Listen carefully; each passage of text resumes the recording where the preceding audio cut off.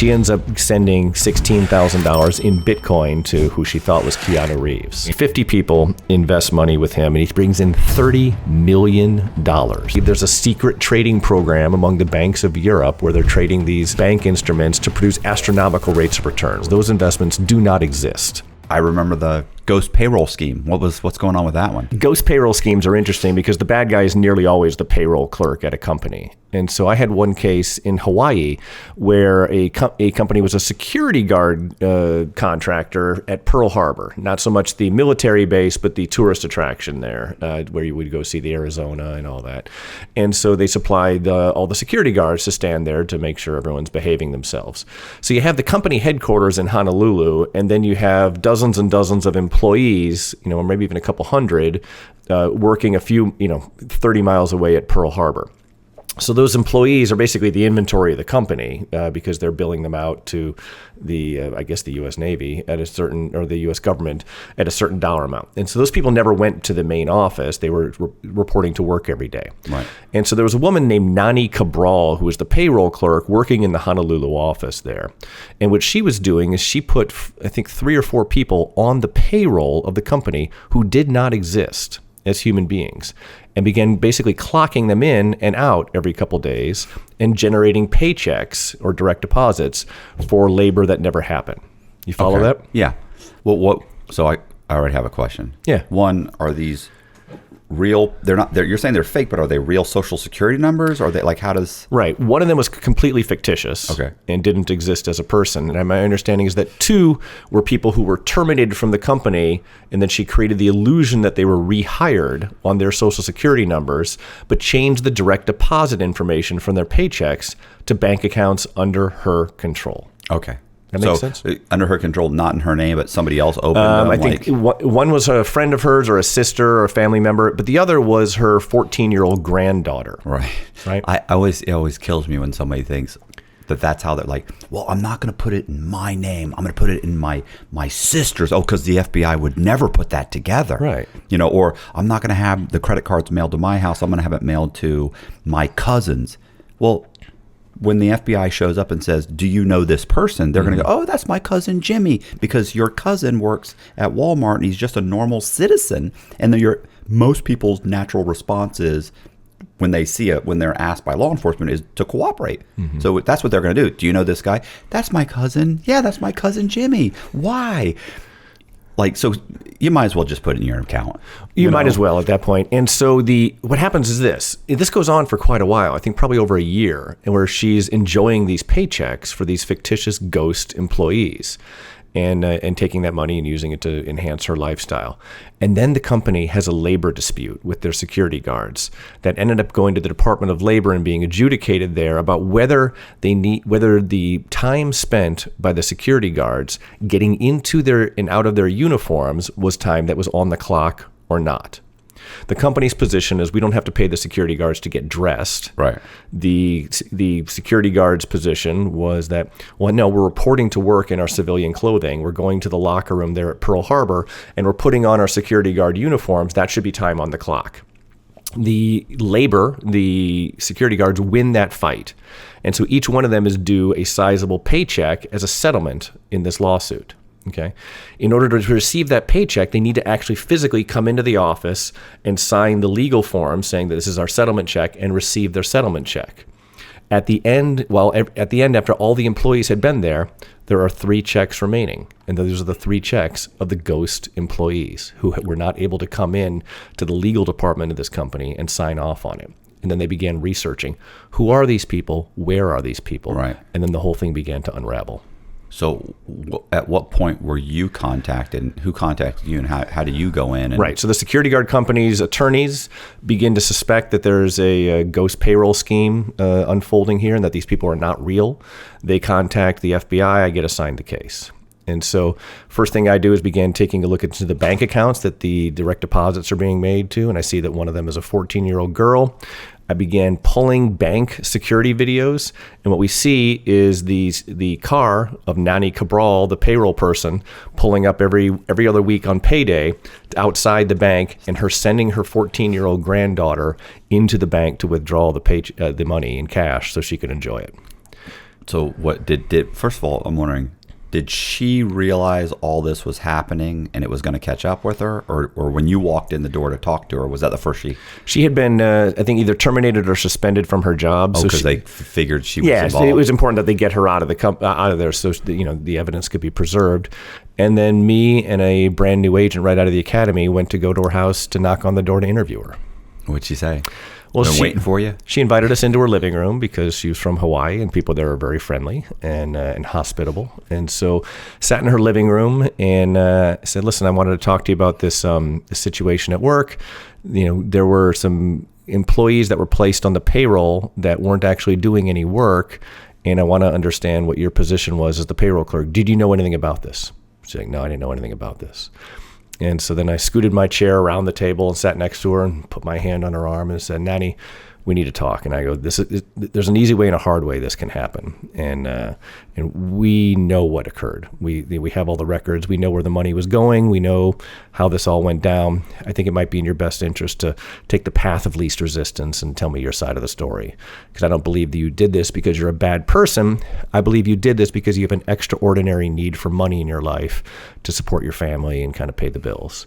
And then she broke down immediately and gave me a full confession. You didn't pull out the surveillance photos first? No, I didn't need. I mean, I was able to. I had all that in my back pocket, but before I was going to be doing a presentation of the evidence, I just wanted to kind of express the confidence to her that we knew what happened. Right. And while I can't make a deal and say you're going to get less time in prison, right, I can explain to them that historically the path of least resistance will be much easier on her and her family rather than digging in her heels and fighting this. And and that resonated with her. So what was the total? By the time it was over, the loss was quantified at $224,000 that she had enjoyed as paychecks from these fictitious employees. What was the other question I was going to say? Is that do you ever, when you talk to him, do you ever mention like, look, lying to an FBI agent is a federal crime? You don't typically. I don't. I know agents who do. Right. And I try to appeal to. I'm never trying to threaten them. I'm never trying to explain. But I'm trying to express confidence that we know exactly what happened. But what we don't know is why they did it. Right. And I think with her, I was saying, were you doing this to party and have fun, or were you doing this to support your family? Right. Because one makes you a monster, right, and the other makes you someone who's just trying to support your family, and who could disagree with that? So I like to steer the conversation more toward what was your motive. Like, we know you did it, so let's set that aside. I'm assuming the sale there. Yeah. But what I want to do is understand your motivation. And then they generally begin talking about their motivation and the financial stresses they were experiencing. I mean, Hawaii is very expensive, right? Yeah. And that's how I often get people to confess. I mean, and she wasn't a hard case. She wasn't a lifelong criminal or con woman. She was an embezzler. Was she driving a Mercedes? Was there a Mercedes? She wasn't living large. Yeah. No, I mean, her house was nice. It was nicer than my house. Right. And but did she have that house prior to all this? Yeah, but I don't know what the mortgage situation was on it. Right. I mean, looking at how she was spending the money, it wasn't on anything that extravagant. I mean, adding $224,000 into your family's life in Hawaii isn't a game changer. It seems like a lot of money. It does seem like I would love to have a $224,000 windfall, but as a realistic matter, it wasn't. She wasn't lighting cigars with $100 bills or anything like that. I wonder what she was. I wonder what I've often talked to guys who have committed financial crimes, and a lot of times they never have an end game. It's like, I can get this money, and they never realize, like, okay, well, wait a minute. Right. At some point, isn't someone going to come looking? Well, yeah, but I'll have already got it. I'll be gone. No. Will they? They don't think that far in advance. Most people. Yeah.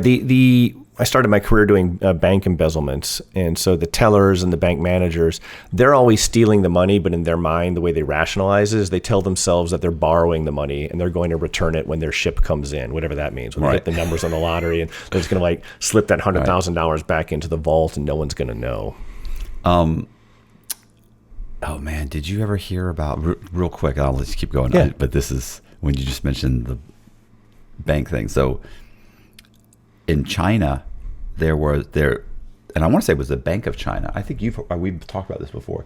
There were two employees at like the Bank of China, and they actually have like cash, like tons of just stacks and stacks of cash. Right. And one guy at one point took like $1 million and went out and bought, and I'm sure I got the number wrong, went out and bought lottery tickets and scratched them off. And now the worst thing that happened was this: he won. Okay. So he ended up winning out of the lottery tickets. Let's say he borrowed $1 million. It might have been 100,000, whatever. Let's say $1 million.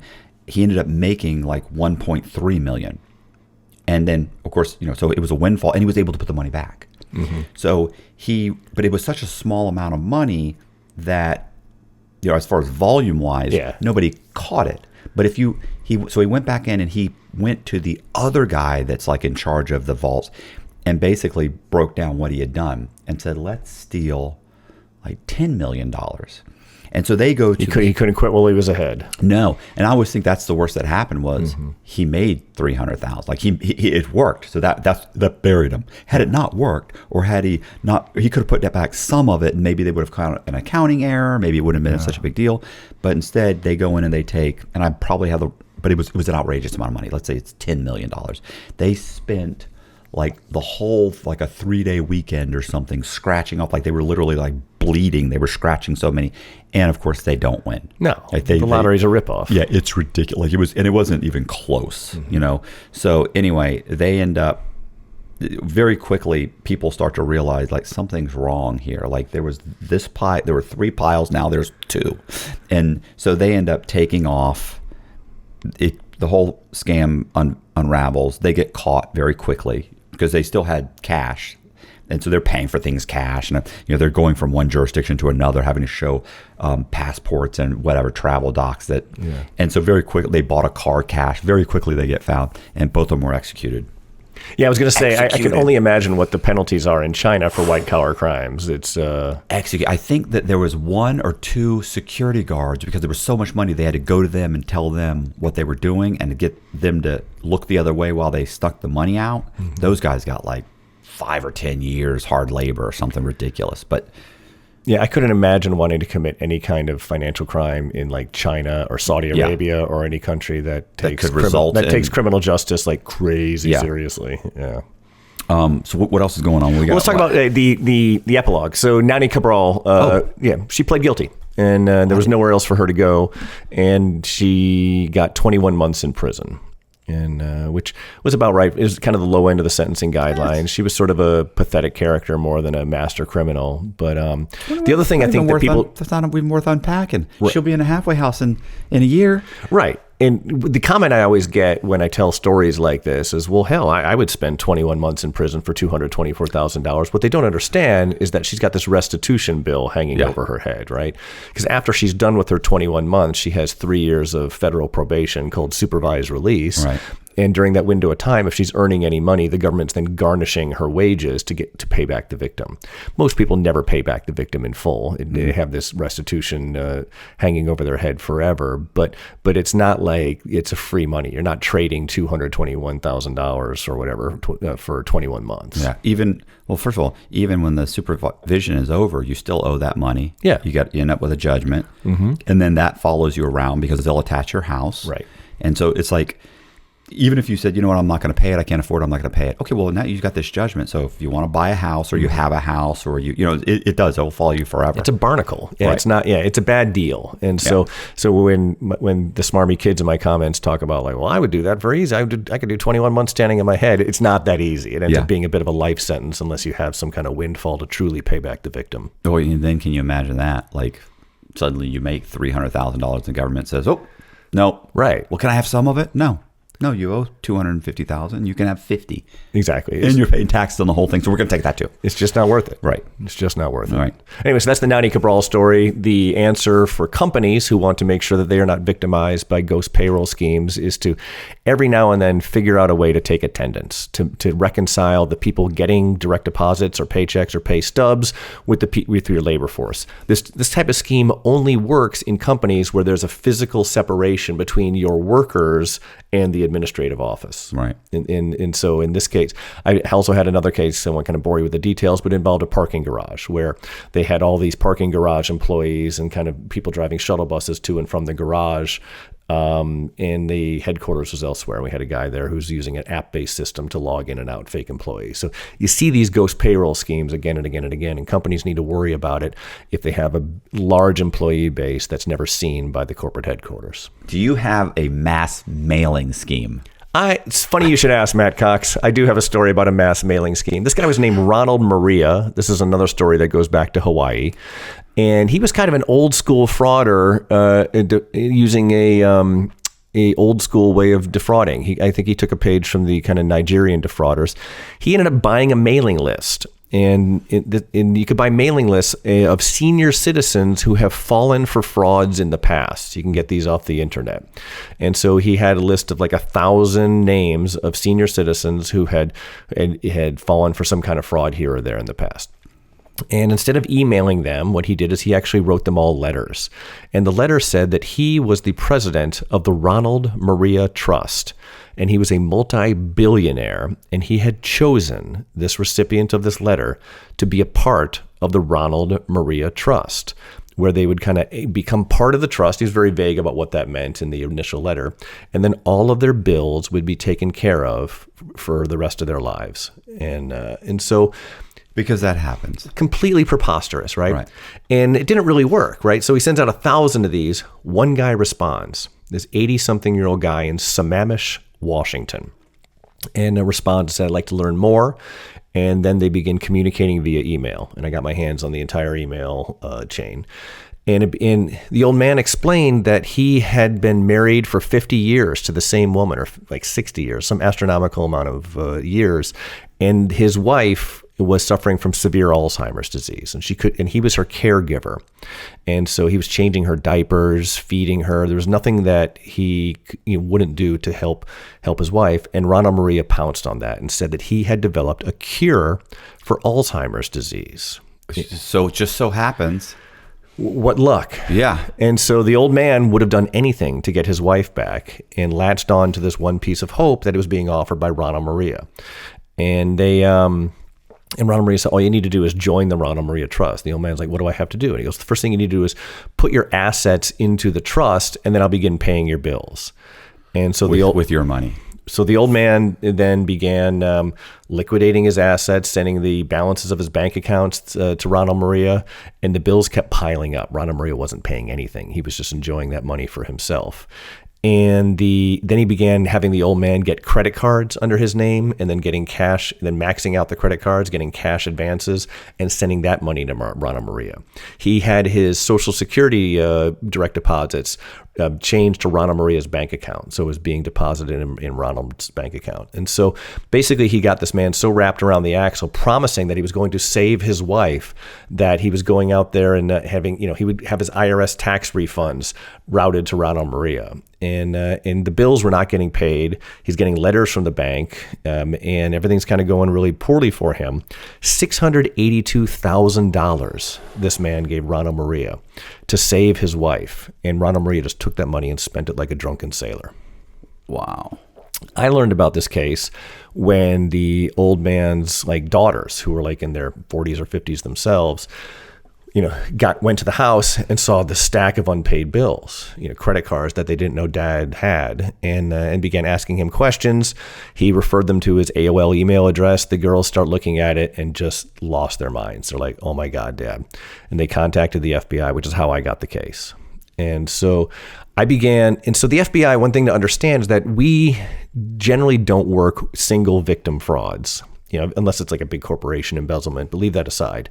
For advanced fee schemes or investment frauds, we generally want to see multiple victims there. Figure if there's just one if it's a dispute between one victim and one bad guy, they can sue each other in physical court, in civil court rather. It's very rare that we're going to work a one victim case. But to me, I lobbied for this case, even though it was a one victim case with the U.S. Attorney's Office, because I felt that the behavior was so egregious. Right. And so began putting it together, looking at did Ronald Maria have any assets I could seize? No, he was just kind of spending it on frivolous stuff. He was leasing cars and renting cars and stuff that wasn't, he was smart about that. There wasn't any assets I could really kind of latch on to. He had pretty much depleted his bank account at that point. And so I finally confronted him and had him come into the FBI office to come talk to me. And he presented his point of view that he felt he had the ability to do this trust, and it was more aspirational. And I said, well, that doesn't count. And so he ended up signing a confession there in my office. And I mean, he really tried to justify it. At first, he was trying to rationalize it. He wasn't saying this never happened. He was saying, well, I do have a trust. And I said, well, where is this trust? Is this something that's been filed? Where are the bank accounts for your trust? And he said, well, there are no bank accounts for the trust. It was more notional, and it was a goofy explanation. Yeah. He was a goofy guy, and so we indicted him and then arrested him, and then he bonds out. And then he ended up pleading. Bonds out? You bond out because he's not a flight risk and he's not a danger to the community. And those are the only two things. Seems like a danger to the community. I think only the over 80 community. Right. I think the idea was that he was not going to be committing crimes while he's out on bond. I don't think he did. Right. And so then he gets sentenced to 41 months in prison. And it was weird. I remember after the sentencing, I normally don't have a hard on for my bad guys. Right. To me, it's just business. And so, but this guy, I found him so reprehensible, what he did to this old man, absolutely just gutted his life and took away his family's future and did it latching on to this man's love for his wife and the Alzheimer's thing just offended me. And I remember Ronald Maria was a weird guy. He came up to me after the sentencing and wanted to shake my hand and good game. And I told him just to get the hell out of there. I didn't want to shake his hand. And told him to leave. And so that was and then he went and served his time, and I have no idea where he is now. How old was he? He was probably, I was 40. He was probably my age, 40, 42. That I was just going to say that. Did you ever see the movie Matchstick Men? Oh, man, if I did, it was way back in the day. They basically would make phone calls to people, and they would say, this is one of the many scams that they were running. It's a great movie. They would make phone calls to people and get you on the phone to buy a water filter or something, right? And so you'd buy it. Mm-hmm. And then they would jump in their car and they would go to the residence and knock on the door and say, hey, we're with the FBI. Have you recently been contacted by someone selling water filters? And they're like, yeah. And they're an elderly couple. They're like, but they're still only late 60s, maybe early 70s. And so the woman's like, well, yeah, I bought it because we win a vacation prize with it. It comes with it. And the filter wasn't that much. And he's like, ma'am, did you pay with a credit card? And she's like, yeah, and they're like, and we better come in. So they come in and they explain you've been a victim of a scam. Most likely they're going to take everything in your bank account. We can stop that from happening and get your money back. You just need to fill out this form, which gives us access to your bank account so we can stop that from happening. Of course, they think, well, this is the FBI. Of course, they fill out the form. They go straight to their bank account, wipe them out. Yeah, I've seen online versions of that where scammers overseas, or from India or Nigeria or wherever, are pretending to be the FBI, kind of re-victimizing the people who've been ripped off. That's what I was going to say. Same way. People don't realize, if you're a victim, you're even more likely to be re-victimized. Yeah. You would think, oh no, well, you're not going to hit me twice. No, you're even, especially if you're saying, I'm trying to get you your money back, then it's even easier to get them. Dig this. I got a call on Saturday from a woman who believed she was in an online romantic relationship with Keanu Reeves. And she had met him online, met Keanu Reeves online, and he immediately switched the conversation over to Telegram, the communication app. And Keanu Reeves was explaining to his new soulmate that his money had been locked up by the IRS. His accounts had been frozen due to some misunderstanding, but he needed some money. So he needed some money from his new girlfriend that he would pay back as soon as he had this all sorted out. She ends up sending $16,000 in Bitcoin to who she thought was Keanu Reeves, and then she begins having some misgivings, thinking maybe this wasn't Keanu Reeves. It gets better. And so then she was contacted via Telegram by former FBI agent and private investigator Tom Simon out of the blue with my face and everything like that. I'm not on Telegram, never been on Telegram. Oh, wow. And then this fake version of me wanted $4,000 from her to get the $16,000 back. and she was just about ready to send the Bitcoin to the fake Tom Simon. Tom Simon asked for Bitcoin? Yeah, shocking. That's common, right? Yeah. And then she decided she wanted to just double check it out. She Googles me, finds my phone number, and calls me on Saturday morning. And I said, I've never spoken to you. That someone is pretending to be me online to steal from you. And I'm going to break it to you gently. That wasn't Keanu Reeves. Right. That I was going to say, that reminds me of that's very similar to the Tinder swindler. Yeah. Did you ever watch that? It was a great documentary. That was a great documentary. So good. Yeah. I was in shock at how many women he was juggling and was able to convince. But he also was all in. Like, he's picking up he's using the money of one woman to wine and dine the next one, and then taking her money, and like he just kept going and going. He was blowing all the money. Like, once again, it's like, where does this end? But it was so international that he had done it forever, and it wasn't catching up with him. Yeah, amazing. Netflix has been killing it lately with their true crime documentaries. They've had some amazing ones. I think it's the same film crew did, like Tinder Swindler. That Don't F with Cats was pretty amazing. And then that latest one, American Nightmare. American Nightmare. Yeah. Wow, that was heavy. Yeah, that was. I was going to say there was another one that I thought was amazing. Was it actually was because it was just so over the top bizarre. Was Bad Vegan. Did you ever see that one? No. You should see that one. It's one of these things where at first you're like, yeah, I could see that. And then it gets progressively worse and worse. And you're like, what are you thinking? Like, at this point, like, I get it. He's a Don Juan kind of guy. Mm-hmm. You lend him a little money here, a little there. But then it got to the point where it was just absolutely bizarre what he was saying. And it was like, at this point, you had to say to yourself, like, this is not right. Something's very wrong here. I got to check that out. It's super interesting. And what was so interesting too was this guy had put her into contact with somebody who was verifying everything he said, kind of like his handler with the CIA. Mm-hmm. But really, it's just him with another email. Yeah. So, but she's like, yeah, but John said John's just an email. It's him. It was really interesting because they actually had someone play that character in an interview. Mm-hmm. So while you're hearing his version of how he was being emailed by her and backing up the main subject's bullshit, you think, well, the whole time you're thinking he exists. And then suddenly you realize he doesn't exist. They're just having somebody play the email character. Yeah. Oh, it's great. That's awesome. I got to check that out. Like, I would love to get in bed with Netflix to do a documentary with them. Yeah. Well, wouldn't that be nice? Yeah, I know you probably would too. It's just they just do such a nice job of unfolding these otherwise benign crime stories and making just them edge on the seat entertainment. Right. Well, what happens is the way it works is like it's a production company. Yeah.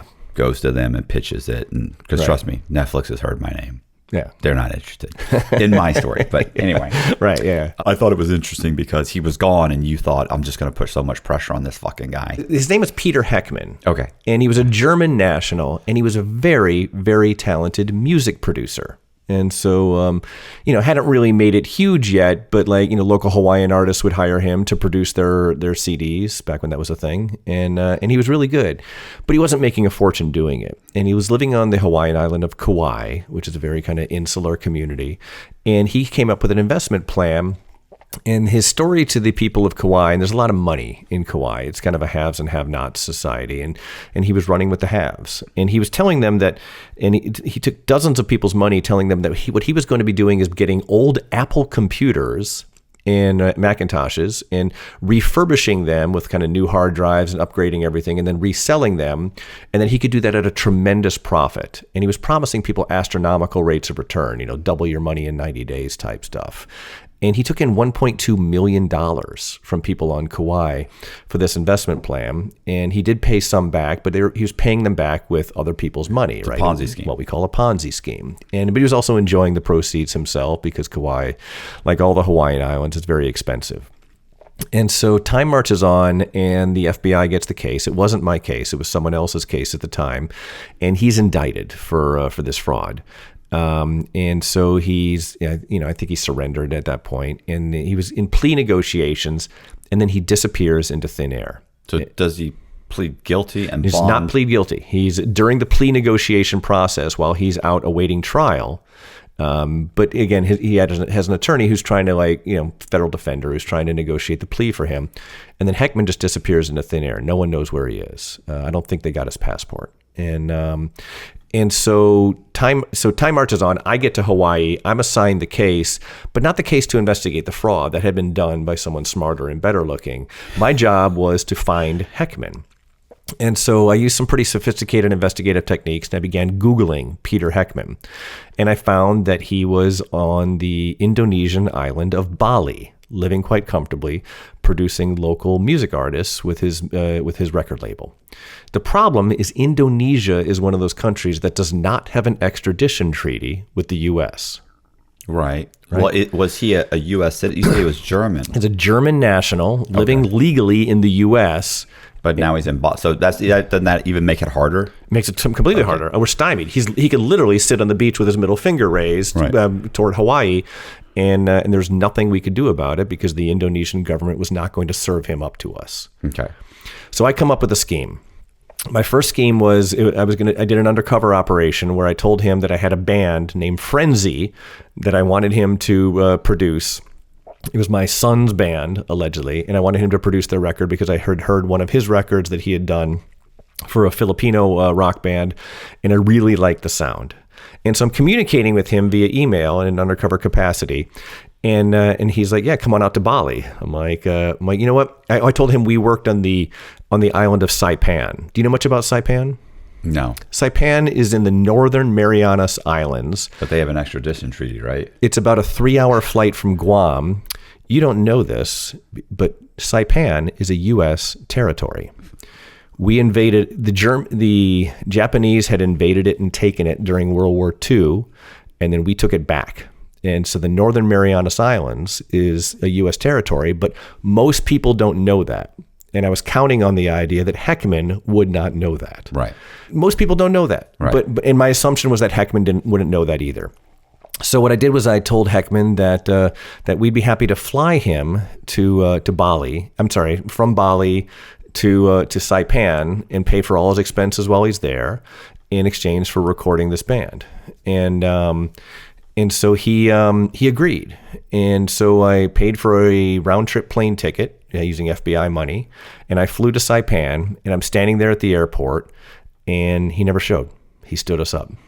And did you find out why? Did he just drop? He had an excuse. He said he was having heart palpitations and went to the hospital, but he didn't show. And so I came back. I flew all the way to Saipan. It was like an 8-hour flight, and then flew all the way back to Honolulu with my tail between my legs because I was flying back without Heckman. Did you try and get him again? Like, are you feeling better?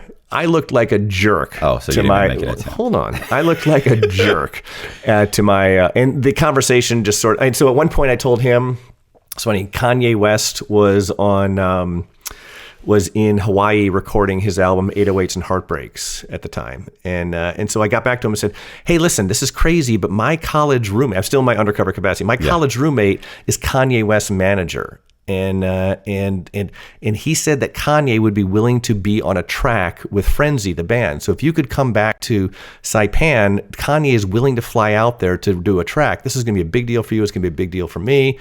And it didn't go anywhere. Okay. And bottom line is the whole thing kind of fizzled out. Do you feel like he knew? He felt like... I thought he probably did, but right. He's playing his role as like the honest guy. He had changed his name to Hans Heckman at the time, but it was still Peter Heckman. Right. And so the whole thing kind of went away, but it was seething inside me. I was thinking, oh my God, I'm so angry. One, that he made me look like a monkey with my colleagues, and two, that he burned me for a plane ticket. And so I thought, you know what, why not just do what I do? And I began contacting the musical artists on his record label. And most of whom were Balinese and Indonesian kind of folk groups, basically sending them articles that, hey, this guy that you are associated with is a con artist, and he ripped people off, and he's a fugitive from the law, hiding. Do you want to be associated with him? And then there's a local TV station that I have a good relationship with in Hawaii called Hawaii News Now. It's like their local TV. It's the CBS and the NBC affiliate in Hawaii. And I contacted a reporter, and I began doing stories on the news about this fugitive that we're looking for, who's in Indonesia. We know exactly where he is, but we're trying to get him back. And so it became this big thing, and it kind of went viral, on YouTube. These stories of me ranting and raving like a lunatic about this con artist hiding in Indonesia, and how dare he steal from the people, and who are these musical artists who are doing business with this guy. And so after about a week of that, I send him an email asking him, hey, have you had enough? Right. And he's like, yeah, I have had enough. What can we do to resolve this? And so I put him in touch with an FBI agent who was at the embassy in Jakarta, and they flew together voluntarily and met me in Honolulu, and he surrendered himself to me. Okay. And so... I mean, he didn't come in handcuffs because we couldn't arrest him in Indonesia. Obviously, once he arrived in Honolulu, he was under arrest. But at that point, he came back voluntarily. He was tired of being a fugitive. He was tired of kind of living, looking over his shoulder, waiting for the next shoe to drop. I had rolled a grenade into his very comfortable life as a music producer, his record label. His artists are pissed off at him because of me. He's all now, for that window of time, if you Googled him or anything about him or the bands that he worked with, he was associated with this fraud and running. And so that amount of pressure, he thought he would take the path of least resistance, put this behind him, go back to Germany, which is probably where he wanted to be to begin with, and begin rebuilding his life. Right. So we're in the car. We're driving to the FBI office from the airport. He arrived at like 5 a.m. on a red eye, and he asked if he can stop and have a cigarette. I was like, yeah. And so we pull over on the side of the road in the highway in Hawaii, and he's like leaning against the roof of my car, smoking a cigarette. And I said, I got to ask you, when you got that email from us saying, that we wanted you to go to Saipan to produce this record, did you know it was us? And he goes, yeah, I knew it was you all along. So I wasn't fooling anybody. Right. And so Heckman, again, nicest guy in the world, talking to him. I think it was one of those Ponzi schemes that just sort of got out of hand. And I'm certainly not rationalizing his behavior. I mean, he took $1.2 million from innocent people who will never see that money back, because he was deported back to Germany after he did his time, and he got 44 months in prison and then got sent back to Germany. And so I don't think anybody got their restitution money, but I finally got my man as a result of just putting kind of like using the media and social media to put pressure on him to just surrender and put this behind him. But my understanding is that he's still alive and well and probably producing music, and he's a very talented guy. And I suspect he's learned his lesson from this crazy few years of his life that he was on the run from the FBI. And I wish him nothing but the best. Yeah, you would hope so, right? I was going to say, have you ever had anybody where they went back to their country of origin and they wouldn't release them back to the United States? Like, I didn't have a whole lot of that. I suspect that I still had some outstanding fugitives when I retired, and I don't know where they are. But without me identifying where they are, it's difficult to make that ask of the government. I mean, we could certainly ask their home governments, but most foreign governments are not super excited about sending their citizens to the U.S. to face trial, unless it's something that truly shocks the conscience, like a triple homicide or something like that. So that extradition only really works if there's a third-party government. If if a German guy is hiding in Indonesia, the Indonesians aren't looking to but then you have to have the treaty in place, and we just didn't have a treaty with Indonesia at the time. There was a guy named Scott Pritcher, and I forget his girlfriend's name was like Nova or something. They were robbing banks, and they went to South Africa. And at that time, the U.S. didn't have a treaty with South Africa. And I watched a documentary on it, and I actually knew a guy that had been locked up with Pritcher, because of course he ended up in federal prison. Mm-hmm. And the FBI went to South Africa, hung out where it turns out that Nova was working at a bar as a waitress. He's day trading at their little condo. Some guy one day went into like the post office and had just come back from South Africa and was like, that was my waitress. went onto the website and saw pictures of her, went to the FBI and said, this is the waitress. Look, here's the website for the bar I hung out with when I was there for 2 weeks. That's her. So they send 2 FBI agents. They watch her for 3 or 4 days. Somehow or another, they got her prints. They made sure it was her. And they followed her back to the condo. And then they said they contacted the local law enforcement. They said, no, we don't have, they didn't, at that time, they didn't have an agreement, extradition. And they just told them, we're in this area. 2 of our citizens, bank robbers, convicted bank robbers, are here. We're going to grab them and we're taking them to the airport. Could you please notify anyone in the area? And they said, grab them. And they grabbed them and took them to the airport, put them on a plane and flew them back. Yeah. Because, they were like so that's why sometimes the cooperation with South Africans goes above and beyond. Right. We've really kind of generated good relations with them, law enforcement to law enforcement. And, anytime they want the FBI to come out and do training on interview, interrogation, forensic science stuff, the FBI hops on a plane to do that. So if you're trying to hide out in South Africa, that's probably the bad country to do it. Yeah. I was hide out in Somalia instead. We're not going to get as much cooperation there. Oh man, I knew a guy had a Somali story that's out of this world. But I was going to say, like South Africa is like talking about like telling Putin not to show up for this whatever it was conference or something. Like, don't show up. We're supposed to arrest you. We're going to have to arrest you. And now they're asking permission, like from the whatever the international court. Like, can we not arrest him? Like. Yeah. Which is amazing because you would think that they would just say, look, we're just not going to arrest. Like if they didn't, we don't want to be involved in this. We don't want to get into a war with Russia, or that Putin would say, okay, I'm not going to go if you guys are going to.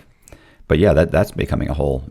So they're very much a law and order, state, I guess, or country. Sorry. Yeah. You have another Kauai story. Yeah.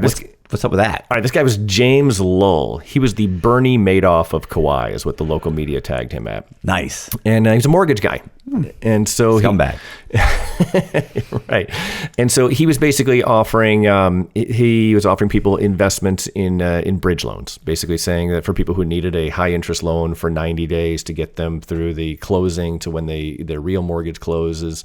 He was offering, and so that was the product that he was telling people, but he was taking third-party investors to allegedly fund those bridge loans, but promising them, again, astronomical rates of return with low risk. And that's always the red flag, isn't it, Matt? Mm-hmm. The idea that you're going to be able to make an investment and get super high returns coupled with low risk. There's just no such thing in the real world, right? Because the more risky, the higher the return. You know what I'm saying? The lower risk, then the lower return. So to think, I'm going to have low risk and high return, well, then it's a fraud. Exactly. You could go to Las Vegas and bet red or black on the roulette table and double your money, but the risk of you losing all that money is 50%, or more than 50%. But anyway, people don't get that, and they certainly didn't get that in Kauai. And so 50 people invest money with him, and he brings in $30 million. Man, that's a lot of money, right? And so was he making the bridge loans? No. Well, there was some bridge loans happening, but not enough to sustain this. And so he's paying people back again with other people's money. It was pretty much, it just became a Ponzi scheme after a while. As with all Ponzi schemes, he's taking a sizable portion of the money for himself. And he had 2 weird collections that we ended up seizing that he was spending a fortune on. I didn't know that either of these 2 things were collector things. One, he collected meteorites. You ever heard of this? Meteorites that fall from space, these rocks are collector's items. People want these things from outer space, and there's a whole secondary market where people are buying and selling meteorites. And he was spending thousands or tens of thousands of dollars on meteorites. He had a weird collection. I only know that because I've read a couple articles about this kid that was collecting them, because I guess they have like plutonium or so. They have something like uranium or something, or they're radioactive, and he was building like a reactor in his garage. It was a real thing, like a genius kid. And the other one was, there was a meteor that was supposed to be worth X amount of dollars, and it was a part of a huge fraud. But yeah, that's the only reason I know about it. I wouldn't even think you could find a meteor, but these guys go around with metal detectors in like the desert, and they'll find them. Yeah, but evidently there's this whole secondary collector's market. I mean, maybe if you go on eBay, you can type in meteorites and buy a meteorite. But this guy had a massive collection of meteorites that the government ended up seizing. I'm not sure what the government did with the meteorites. He also had a weird collection of pool cues, billiard cues. I know that's a thing too. Yeah, like diamond encrusted ones, and like some of these pool cues were so expensive. I had no idea that was a thing, right? I suck at pool, but when I play pool, I'm generally just grabbing one of the house cues and using it, and it's all like twisted and curled and covered in like blue chalk. But he had these beautiful, pristine pool cues that he was collecting. I was going to say, what's is it The Color of Money with Tom Cruise or something like that? And sure. He had I want to say it was a balabushka. I think it was called a balabushka. Like, is that a balabushka or whatever? He was like, oh my God, this is worth like $10,000 or something. Yeah, so there's these subcultures out there that have collector's items that I was thoroughly unfamiliar with, but that's how he was spending his money. So he, again, pleads out pretty easily. Like, there was no like fight among him. The FBI gets the case. It was not my original case to investigate, but it became my case when someone transferred out and I transferred in. And so he pleads guilty and goes to Washington State, somewhere near Topeka. Well, can I ask how it fell apart? It falls apart because all Ponzi schemes fall apart because you can't bring in enough money to sustain the payments to all the previous people, and you're actually not doing any income-producing activity to get people paid back. If there were any bridge loans, there were hardly any bridge loans. And so, like all pyramid schemes, it collapses under its own weight, and then the victims start calling the FBI saying, help, I've been robbed. Okay, so somebody contacted the FBI and said, hey, this guy's not even returning emails. I worked hundreds of Ponzi schemes over the course of my career, and the cases nearly always originate from a victim complaining. Right? They're never complaining as they're getting their returns, but once the guy stops paying and begins offering them excuses about the stock market in the EU or some financial collapse that they never heard about, then they begin getting suspicious and call the FBI. Okay. So FBI gets the case, works up the case. Pretty simple as far as these things go. He pleads guilty. Obviously, Kauai is no longer a comfortable place for him to be because of all the victims there. He goes and he's chilling out in like Topeka, Washington, awaiting sentencing. So sentencing day happens. I show up to the courtroom, my little suit. The AUSA is next to me at the counsel table. And the gallery is filled with people who had flown into Honolulu from Kauai, his victims, looking to make their victim impact statements to the judge, basically asking for James Lowell's head on a spike. But James isn't there. The defense attorney's there. The judge shows up. It's defense attorneys. Exactly. James Lowell is nowhere to be found. And so, we'll recess, come back in a half hour. He's flying in from Washington State, etc. Recess, come back in a half hour. No James Lowell. No one can get a hold of this guy. And so the judge issues a bench warrant and basically looks at me and says, Agent Simon, this is yours now. You got to find the guy. And so he had pled guilty. What was the pre-sentence report recommendation? I don't know. It was pretty high. I mean, it had to be in the, probably 10-year range, I think, for a $30 million loss. Yeah, because I'm just wondering, why didn't he want to show up? He must have looked at the 10 years and said, I just can't do this. But to me, now you're getting even more time because they're going to catch you. So that 10 years, that's going to go up. Right, exactly. And so I immediately, so the judge recesses. It's my problem now. There's a bench warrant for him. I immediately walk over to the defense attorney and I say, you got to help me with this. I do not want your guy to be shot by some cop who sees him and sees he's an FBI fugitive.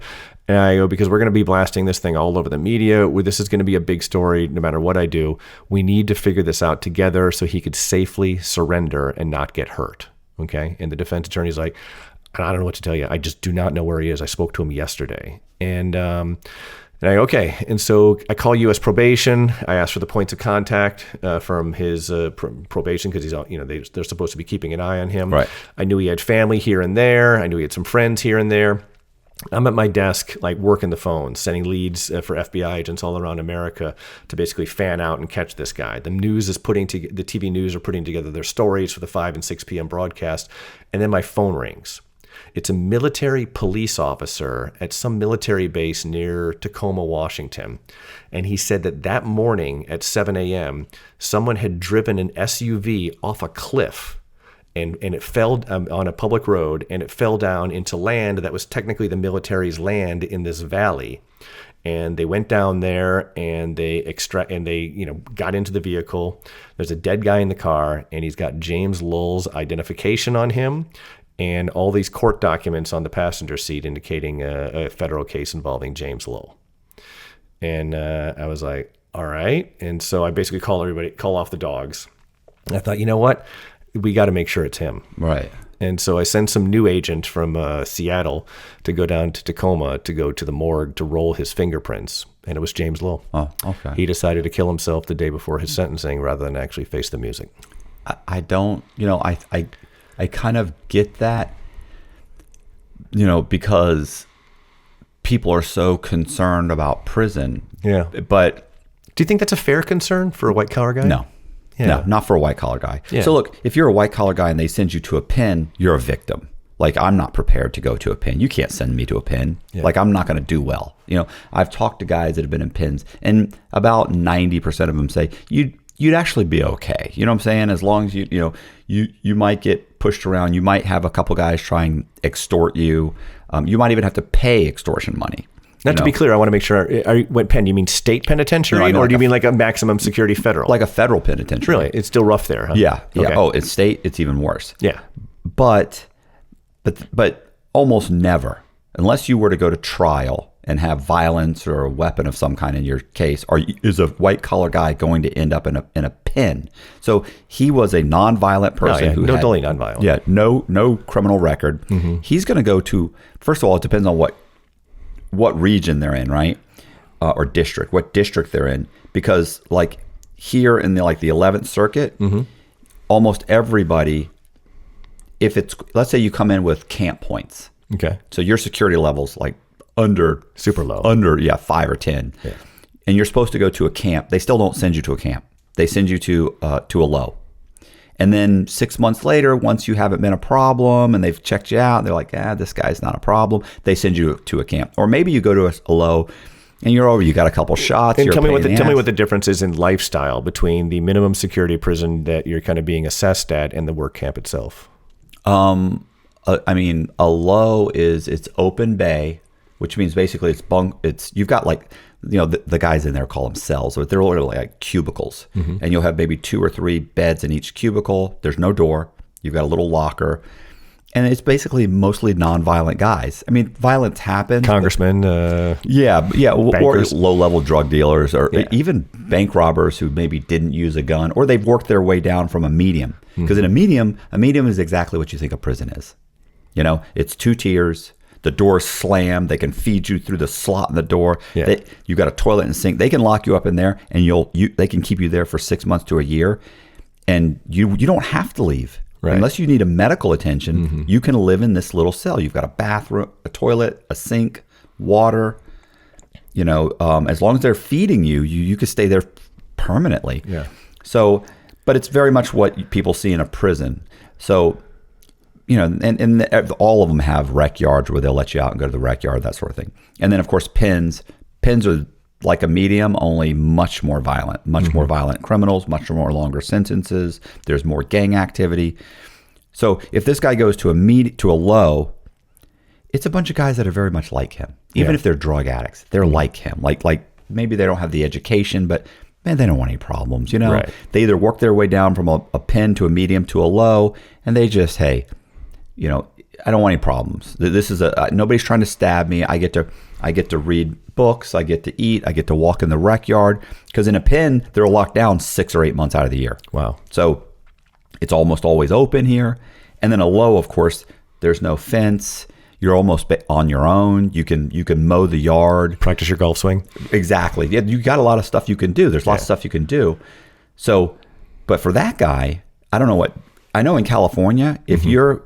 if you have camp points, you go straight to a camp. Most jurisdictions, if you have camp points, they send you straight to a camp. This guy had no criminal history, but Hawaii also doesn't have its own federal prison. We just have like an MCC. That sucks. And but most people go East Coast, West Coast. At the time, a lot of people were going to Nellis Air Force Base, which had a camp. And you get to work. It sounds like horrible. Like when you to a guy who obviously is stealing money and he thinks he doesn't want to work. Yeah, but. Look, once you get locked up, your expectations of what life has to offer lowers. So after 3 to 6 months, mm-hmm. to work a job is almost like a little taste of freedom. Yeah. So I get to go to work 30, 40 hours a week. I have purpose. I go there, I get to earn a little bit of money. My family doesn't have to send me so much money. Maybe I can make $200 a month or $150 or something. I can buy commissary. I have some place to go every day. I have some friends. By that point, you've got friends. You get to read a good book series, in the middle of the Twilight series or whatever. Not that's a good book series, but might want to take that out. So whatever, you get to Game of Thrones, you get in, and suddenly on the street, that wouldn't be enough entertainment. But in prison, you'd be shocked how many times just reading a good series of books, I was enthralled to get back to my unit, to get back to the unit so I could lay down and just read the book for the next hour. I could read, lights go off and got an hour. Like that was exciting. Yeah. Now, if you said, Matt, you get to read this book for an hour. Dumb question, just because I'm a book nerd. Had you been a reader before? Never, no. Since you've been out, have you continued reading recreationally for fun? Really? Because first of all, entertainment is so easy. And two, I work 60 hours a week. Right. Really 60 to 70 hours a week. If you ask my wife, she'd tell you I worked 80 hours a week. Yeah. But I worked 60, 70 hours a week. And initially when I got out, most of what I was doing was writing. Yeah. But now it's scheduling, it's writing, I've got other things to do. But during that period of time, I was, a ferocious reader and I loved it. Mm-hmm. So, and I don't read well. But in my head, I read better than I read out loud. Yeah. And I got better and better and better at it. And it was thrilling. And I knew there was an issue one time when I was so irritated about, I was reading this book and I was so into it. There were multiple times I was so angry at the chick in the book. Mm-hmm. I had to close the book and walk around my cell a few minutes. Like I can't. Ooh, this fictional woman. Fictional woman. And I was like, I can't believe she did that. I can't believe he's putting up with this. And I was like, oh no, let me. And she's a CIA agent. He's a military guy. Like, do you remember what the book was? Yeah, I do. It was Upcountry by Nelson DeMille. Yeah, he's great. Yeah, and then I remember too. At some point, this book's like 500 pages. Yeah, I remember. When it got close and there was only maybe 50 pages left, I started feeling sad because it was going to be over soon. I mean, it was that good of a book. That's the best endorsement of all. Right. Like I would have never on the street, but that guy, to take your life, you would have gone to prison for 10 years, which sounds like an eternity, but you would have met some amazing people. Yeah. You would have had, listen, all my friendships now are all based on guys I met from prison. Mm-hmm. You would have met some amazing people. You would have hopefully gotten in touch with the issues that you have and said, hey, you know what? I don't want to come back here. Yeah. And I need to start living my life in a different way, or I will come back here. Right. And, hopefully he would have gone through that. And he probably would have been there 6 months and started saying, you know what, this isn't that bad. And I'm going to be okay. And I'm going to get through this. And once I'm through it, I'll look back on this time and say, hey, I deserved that. I needed that. I'm going to be a different person. I think Hollywood doesn't do people in his position any favors by presenting prison as just this gladiator factory, right? Yeah. Shawshank, the Animal Factory. Like every prison thing is, they got some soft guy walking into a pen who somebody hands him a knife and says, you're going to need this. What are you talking about? I cheated on my taxes. I got 3 years. Exactly. I got to be a shot caller now? Yeah. We're going to need you to lead the white boys. Me? Is there somebody else? Yeah. So I think that, again, I never knew James because he wasn't, I didn't do the original investigation. Right. I just sort of owned it while he would just kind of shepherd it through the criminal justice system. And my 20-minute Fugitive investigation, and but I had no ill will toward him, and I wish he had made different choices in his life for the sake of his family and his own future. But I guess that idea was just too horrible for him to contemplate, and he drove off a cliff. American Greed did an episode on that. On that case. It was my first episode of American Greed.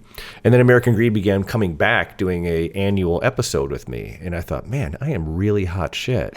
And then I thought, well, wait, the production company's in Chicago. These guys get to fly to Hawaii in the winter to film an episode with me every year. And so maybe it's not me. Maybe it's Hawaii. Yeah. Some incentive. Yeah. I was going to say, so when I was locked up, I probably had 1, 2, 3. I probably had 4 FBI agents come and see me, right? One was a woman. She was super cool. They actually seeking assistance on related investigations. Yeah. Well, yes. Well, yes and no. Some of them were unrelated. some were related where they had one was like a politician that they were actually investigating for fraud, but they also knew that I had bribed him. Okay. They'd never charged him in my case, but they wanted to charge him. But what was so funny about that was that every time, and the guys would show up, and no offense to FBI agents, but this is very typical. Good looking, 5'10", in good shape. You know what I'm saying? Like you guys all look the same. Yeah. Sorry. Central casting, same right? haircut. Yeah, exactly. Same haircut. Just different age groups. Yeah. And so they all said the same thing, which I always thought was weird. They all said, they go, so, and this was funny. The first time this happened, I was in the medium. So they were, they realized when they're coming in, like, this is a prison. Yeah. Ka-chunk. Yeah. It's that sound. Serious. Yeah. And they sat down, and one of the first questions, they were like, so, what's it like in here? Yeah. And all of them asked, and I was like, and I always thought that was weird. I was like, well, wouldn't you know? But then I thought about it. I was like, why would they know? No, the FBI agents, including myself, are hopelessly naive about what prison life is like, because after sentencing, we're kind of done. Yeah. And, the guy goes away, we have to fill out the form about how many months they're going away for, but it's not like they send us Christmas cards. It's not like we go visit and talk old times. I've been in dozens of prisons, and I was probably that guy saying, like, what's it like in here? Because, most of the FBI's conception of what prison life is like, unless you're working prison crimes, is from Hollywood. So we're working with those same kind of stereotypes, and being able to sit down and talk to a prisoner inside the prison who's kind of nice and cool and conversant. You're able to kind of ask the questions that you've always wondered. Yeah. That is, definitely they all had that exact same experience or frame of mind or whatever, because they all said the exact same. They were always all the same. Like, I have no idea. And I was like, well, you're like but the second guy, I was like, the second guy to ask me that, and he was like, well, I have no idea. Like, once you guys are sentenced, like, I don't know what happens. Yeah. And I'm like, and they're like, and honestly, like, you're not a gang member, and you're in a prison that's filled with gang members. And I was like, well, yeah, but I teach the real estate class, and I teach GED, and I always used to say, I'm like being a non-enemy combatant in a war zone. They just trying to get your blood on my, any blood on me, and mind my own business. And if you can legally add value to the lives of the other prisoners, you're not going to be a target. Right. And I'm the guy that they would come to. I was basically like Google. They'd come to me and say, Cox, oh, I got a question for you. How many states are there? Or they say, is Puerto Rico a state? And I go, Puerto Rico is not a state. It's a territory. What's the difference? Or, we'd have those. What kind of fruit is in an apple pie? Yeah, exactly. So they would ask questions, or their legal work. Hey, I got this about 2 weeks ago. I don't know what it says. And legal work, if you don't know legalese, even if you do, it's still, difficult. These guys are reading urban novels, and so, I'm looking at, well, it sounds to me like your buddy got resentenced, and they knocked 3 years off his sentence, and they have to notify you because you have the same charges. So I'm pretty sure you have to get that too, but you have to apply for it. So they're like, so just like that, the guy's like, what? I could get time off? I'm like, well, yeah, let me ask somebody. I go ask somebody who does legal work, come back and say, yeah, I've paid this guy $50 in commissary. He'll file the paperwork. You have the exact same charges as your co-defendant. They have to reduce it. Like, he won something in court. Yeah. This guy's ready to just do his 12 years, and now he just got 3 years knocked off. So yeah, I definitely had value. But yeah, I always thought to myself, like with white collar guys, when someone's like, oh, I don't want to talk to you, I always felt like, I know part of their apprehension is how much time they're going to get, and do I have to go to prison, and I'll never survive prison. That's the first thing you think. But if they actually, and there are guys out there, there's guys like, I have a buddy named, he took the RDAP program in federal prison. Everybody calls him RDAP Dan. His name's Dan Wise. So there's Dan Wise, and there's a few guys that do this. I don't know the other guys, but they do prison consulting. Yeah. That's what they call it. And then I think Walt Pavlo does that. Walt, thank you. Exactly. Walt's perfect. Yeah. So the thing is, like, it's so worth it to have that phone call with one of those guys, because to put your mind at ease, right? Walt would alleviate, or even for the FBI, for an FBI, if you talk to somebody and the guy's like, no. So, well, let me hold on. And you had somebody else come in, or even if you showed them a video of some guy saying, look, this is what my case was. This is what I was scared of. This is what happened. And I'm going to tell you exactly what it really is like. Yeah. Then I think, and you came back 5 minutes later, I think that they would probably be like, well, now I'm not so concerned about going to prison. It's really, especially a camp or a low, is really just like a shitty summer camp with guards. Yeah. you get to work, you get to walk the yard, there's so much stuff to do. Listen, you know who has the biggest budget in prison? The rec center. Really? Oh, there are tennis courts. Like the basketball courts are also tennis courts. You have a net, you can spread and put it in there, and these guys play tennis. They have tennis rackets. You can learn to play the guitar. You can learn to play. They have tons of instruments. They have bands. I've heard some amazing bands. Can you lift weights? Are there weight racks? Because that's always a controversy. That's always the scene in the prison, right? Is the guys bench pressing, 350 and all that. Not in federal prison, because these guys they'll be monsters. If you could work out, if your full-time job was working out 60 hours a week, you'd be a monster. Yeah. The corrections officers aren't looking for that. Yeah, they're not looking for that. Not that anybody puts up a fight, but if they did, it would be bad, because some of these guys are just genetic freaks. But you could do body weight exercises, right? There's nothing stopping you from doing all the push-ups and sit-ups that you want. They'll still listen. There are guys that have special bags. They'll make bags with handles on them, and then they'll hide them in the dirt. And then they fill them up with sand. Like they know, like a Go Ruck sandbag. They know exactly what it is. They're like, okay, that's a 25, that's a 35, that's a 15. You're like, do your curls, do your shoulder presses, do your rows. Yeah. Guys will sit on each other's shoulders. They'll do squats. They'll do pull-ups. They're very imaginative. Yeah. So yeah, there's guys that are. Listen, I knew there was an 80-year-old black guy that would jump up on the pull-up bar, and he would knock out 30 or 40 full pull-ups behind the head, boom, boom. And he's 80. He's 80. There was like a 60-year-old guy that I'm telling you, he ran a half a marathon almost every day. Prison probably saved their lives. Yes. Oh, and a lot of guys. Well, and not just from a health and fitness perspective, Health and fitness for sure. But then there are other people that you'll meet, if the guy's honest, and a lot of these guys aren't. They never get on. They'll never get honest with themselves. But there's so many people that I would meet that were drug addicts most of their lives, and this was the first time they were clean for 5 years, and they would say, "Bro, I'd be dead right now." Yeah. Like, my wife is that. That's exactly. She says, "Oh, prison saved my life." She's one, would have never got clean. She's like, and two, I would have never gone to RDAP. She's like, RDAP changed her perspective of drugs and how her life could be led. She could. So it's an actual successful program that changes people's lives. Listen, I've said this numerous times. I don't think you should be released from prison till you pass RDAP, whether you are on drugs or not. Because are your viewers familiar with what RDAP is?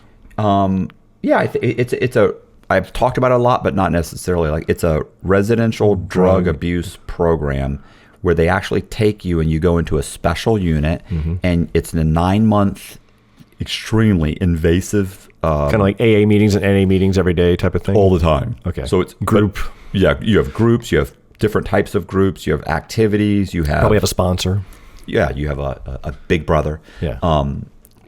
You and also you're constantly you're assigned drug treatment specialists. So you're in a group that's got a specific multiple drug treatment specialists, and there's a psychiatrist that has like a PhD that runs each program. Everyone's run by a psychiatrist, or psychologist. I'm not sure which one they are, but they all have like PhDs, and it's so funny too, because like they're just smart. They've seen 1,000 guys like you. They've seen 1,000. Like, you would walk in. I walked in and sat down, and I'm telling you, this chick stripped me down completely and knew every single within 3 or 4 minutes. She's like, "So is one of your parents an alcoholic?" And I was like, it's like, and she's like, "Well, because you have a certain personality type, and typically that happens from kids that grow up in an alcoholic family. I'm assuming you have." She's like, I think she said, I know you have multiple siblings. I've read your PSI, but it doesn't specifically talk about which one of your parents is an alcoholic. I'm assuming it's alcohol. Or maybe drugs. And I was just like, she's good. Jesus Christ. Yeah. Oh, and then once I said that, then it was a whole, it's like they categorize you so quickly, you realize like, wow. Like, she had done her 10,000 hours and knew this stuff intuitively. She'd seen 1,000 me. Yeah. 1,000. Listen, she was so good. And almost every time I walked into her office, I walked out in tears. Every time. Right. And it was so bad, I started having I'm going to say a Pavlovian response when I would hear my name. Cox, please come to the doctor's office. I would start welling up as I walked there. I thought this is... You knew it was going to get deep. This is horrible. Yeah. This is horrible. Like, she was that amazing. And I think that it changed people's life. Now, I think some people re-enter and maybe it doesn't stick. But it does have the recidivism rate for people that go into RDAP and don't come back is better than people that don't go into RDAP. And it really has nothing to do with drugs because I don't have a drug problem. Right. I went in because I wanted to stay at the complex. So they put a hold on you. So I checked in. So you went through the drug treatment program without a drug addiction? Well, no. Of course, when I did my PSI, I said I had a drug addiction. But I've actually never done any drugs. I've actually never drank alcohol. Never drank alcohol, smoked. I'm aghast by this. So it's total manipulation. So when I was in being held by the U.S. Marshals for like a year before I was sentenced, just before the PSI guy, the probation officer, shows up to do your pre-sentence report, right, which is a report that's done by a probation officer to give a recommendation to the judge on what your sentence should they basically recreate the FBI's investigation themselves to explain to the judge all the extenuating circumstances and the victim's impact and all that. Right, exactly. Like what enhancements should apply, that sort of thing. So they're doing the math for the judge on the sentencing guidelines calculations. Yes, but they come and they talk to you first. They ask you questions. So by the time I knew it was coming, other inmates had said, okay, well, Cox, your PSI, the guy from the PSI guy is what they were calling him. Yeah. He's going to show up. Do you have a drug problem? And I was like, no, why? And I said, and they were like, well, you need to find one. I go, what do you mean? They said, because if you say you have a drug problem, and the PSI guy recommends to the judge that you get the drug program, you'll get the drug program. And I go, well, I don't have a drug. I don't know anything about drugs. They were like, okay, well, and I remember the guy goes, you're an opiate guy. I think you're an opiate guy. And because I was like, oh, I've never drank, I've never smoked. And so I got a little 2-hour lesson on opiates, on what it was like, not just how much they cost, the names of them, how I got started. And the goal here is for you to get a better prison designation into a residential drug treatment program, which is going to be easier time? No, you get a year off if you complete the program. I see. So what they're saying is, look, if you get 10 years and you get RDAP, that's a year off. Okay. And you get more halfway house. Okay. So you get more halfway house. So and you get to stay in the RDAP unit. The RDAP unit is nice. Yeah. Like, it's quiet. Right. It's quiet. It's clean. Everybody's polite. Nobody's getting into fights. Right. They're dealing with their personal demons. They're not looking to hassle anyone else. And they're trying to get a year off. Yeah. What a huge benefit. Like, I have to be on my best behavior because I want to get a year off. So if that guy mouths off to me, it's like, you got that, bro. We have created a crazy incentive structure for people like you to game the system. Right. So, well, see, I never got the year off, though. Oh. Because by the time I had my sentence reduced twice, by the time I got my sentence, my second reduction, I had, a year to go, let's say. A year and change. And had I gotten through the 9 months, I would have gotten a year off. I wouldn't have had enough time to get halfway house. I would have gotten like a month or two halfway house. And with RDAP, you have to have 4 months halfway house. So they wouldn't have given me the year off. They'd have reduced it by 4 months. I would have gotten like 8 months off. Yeah.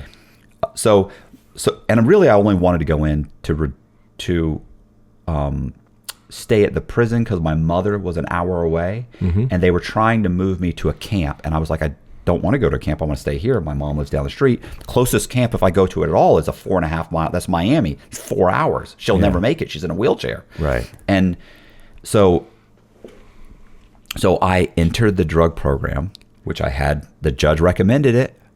I entered the drug program, stayed there for 7 months, went through all the phases.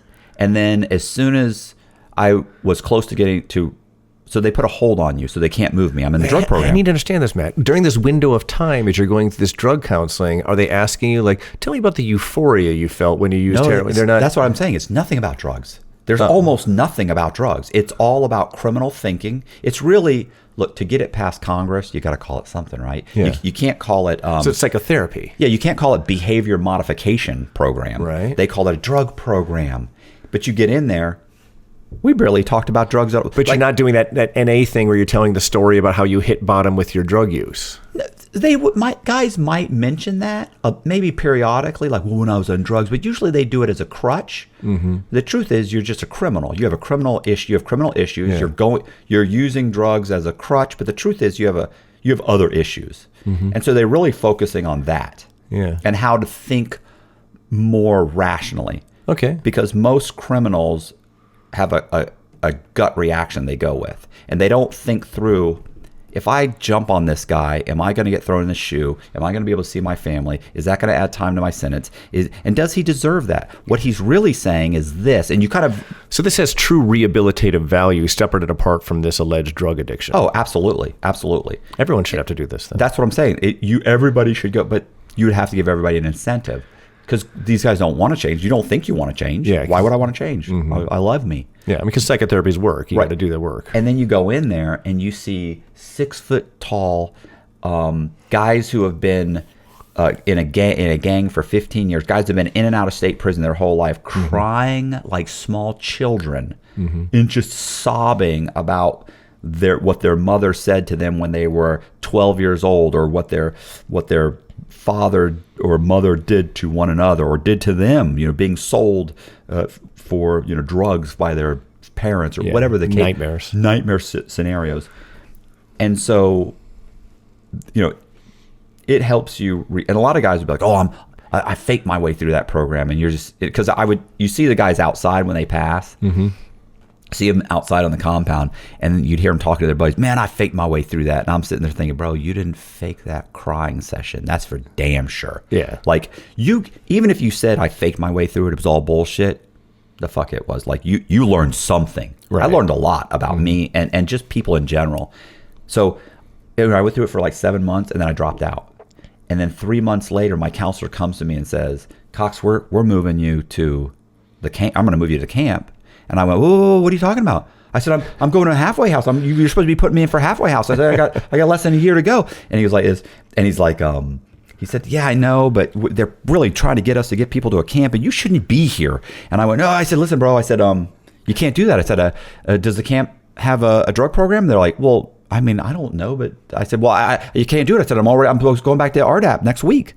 And he's like, what are you talking about? I said, yeah, I already put the paperwork in. They're filling it out. Dr. Smith says she's put me into RDAP again. I said, bro, I can't leave. I got problems. And listen, it was, I really sold it. I sold it to such an extent, I almost started laughing. Yeah. Because it was so overboard. And then I got the shakes, doc. Yeah, I was like, I can't go out like this. I mean, I can't. I said, I can't behave like this on the street. I'll be right back in here. I've got an issue. I got issues. Yeah. And he looked. I said, I didn't realize it till I got out of RDAP, but I just, you know what I'm saying? I have problems, and I got to go back. And I said, I'm already putting the paperwork. He's like, oh, I didn't know that. I mean, you should have told me that. I mean, yeah, definitely. No, okay, I'll hold off. We'll see what Dr. Smith, when you're going to go in. It's fine. I'll hold off. Listen, immediately on the computer, Dr. Smith, I rethought about that. Within 2 weeks, I was back in there. Like backdating. I went through there. Listen, they changed my date. Like I went all the way through. They changed my date. And then as soon as my date changed, the hold was on there, I immediately said, I dropped out again. Dr. Smith was just like, she's like, Cox, you're almost done. What are you doing? Yeah. And I told her, this is horrible. Because the second time I was almost going to get, I was going to get like 2 months off my sentence. Because 2 months plus the 4 months. And I said, doctor, listen, let's face it. Let's be honest. I said, I'm only getting 2 months off. She said, yeah, but you're going to complete the program. I said, right. I said, yeah, but let's face it. I said, there's a good chance I'm coming back here. I said, I'll be at 50-something years old. I said, I'm going to need that year. That whole year at that time. She goes, Cox, don't say that. You're not what are you doing? And I was like, I started laughing. I said, I'm just joking. Like, come on, let me out. I got to go. So I got out, and I ended up getting like 7 months halfway house. That's good. I left within a few months. I was gone. But yeah, that's an amazing program. Yeah. And so I think maybe the moral to this story is that if someone does find themselves in a bad situation, that especially in federal prison, especially for a white collar crime, it's not worth offing yourself. Because every agent I know who works white collar crime has one or more stories of defendants who decided to commit suicide rather than do the time. And it's just a poor risk reward type thing. Yeah, I've like I said, I've always thought it's like or even to talk to the agents and say, look, explain to these guys, you're probably going to go, like, you can't guarantee it, but you're probably going to go to a camp or a low, and I'm telling you, it's not bad. It's not a horrible place. You don't want to be there. Of course, you don't want to be away from your family. The point is, you will survive that sentence, easily survive that sentence. And if you're smart, you can maybe reevaluate yourself and maybe even set yourself up for a second act. Yeah, exactly. Like killing yourself is it's just not worth it. Especially when you get there, you realize 2-3 months in, you're like, I was thinking about killing myself. Like, what the fuck? Like, this is fine. I'll be out of here in 2 years. This is nothing. Yeah. So, but I understand that too, because I was terrified. That's really a good reason why I took off on the run. I was scared. I'd seen Shawshank Redemption and Animal Factory. I'd seen these shows that I was just like, oh man, I can't do that. Right. I'll never survive that. What a joke. Should have stayed in Tampa. Yeah.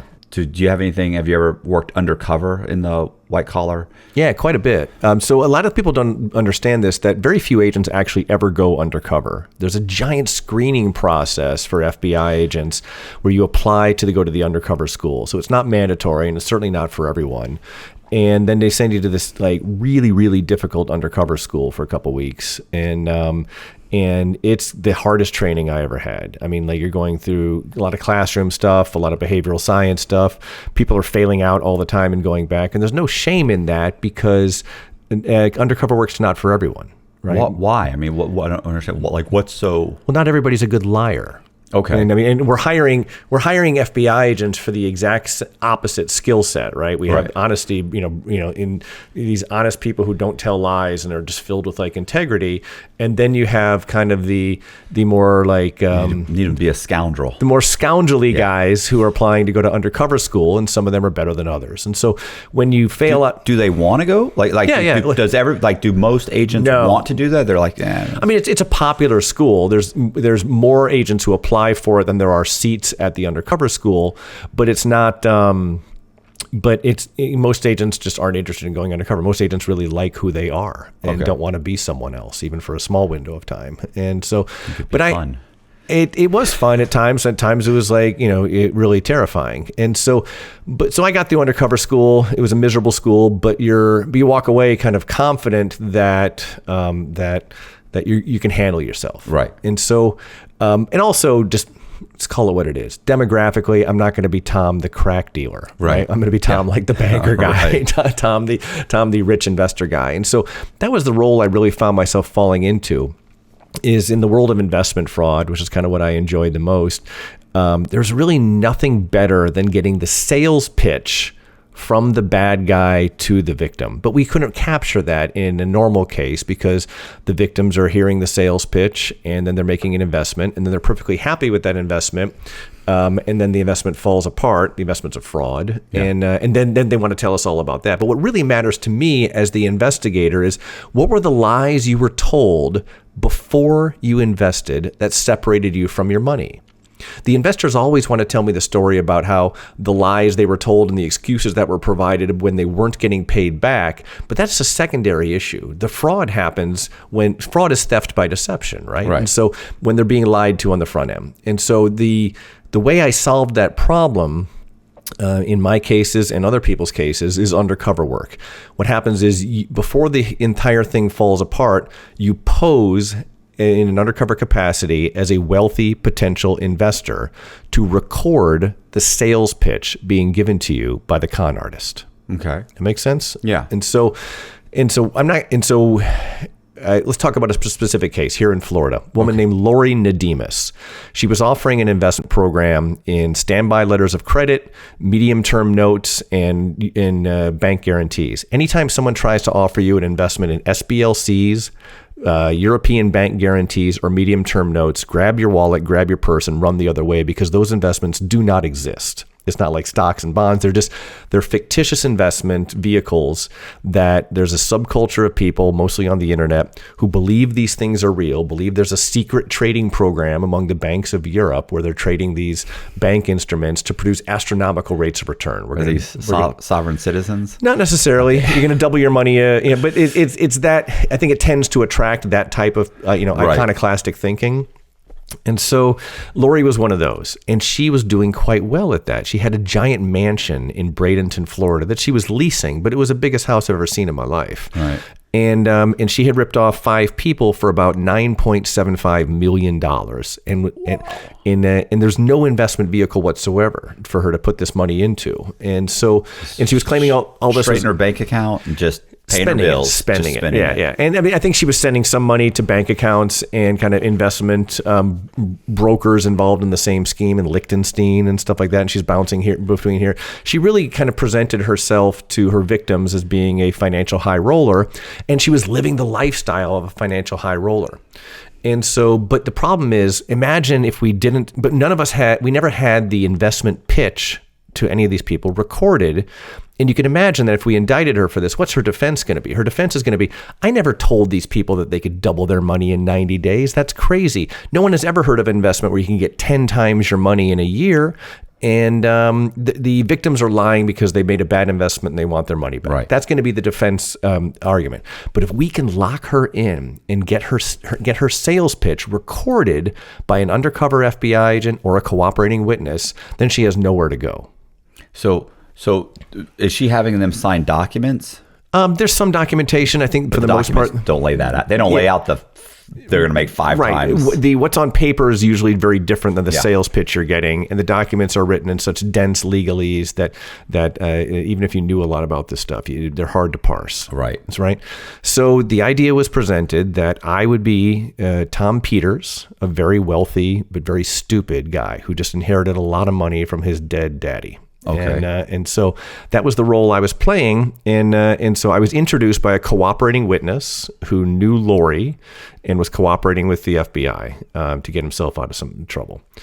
And so so he introduces me, said that like my dad was his dad's doctor and we became family friends, and that Tom Peters, me, was super loaded.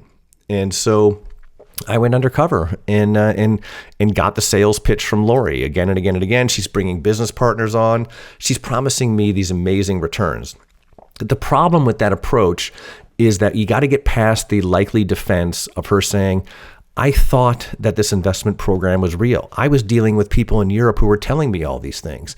So what you need to do as the undercover is ask them questions that they're going to give you answers that are demonstrably true or false. Right. And so I said, so my line to her was, hey, listen, I like a chef who eats his own food. Have you invested in these things yourself? And she's like, yeah. And I go, can you tell me how the investment has performed for you? And she said, I'm a billionaire. I'm a billionaire several times over.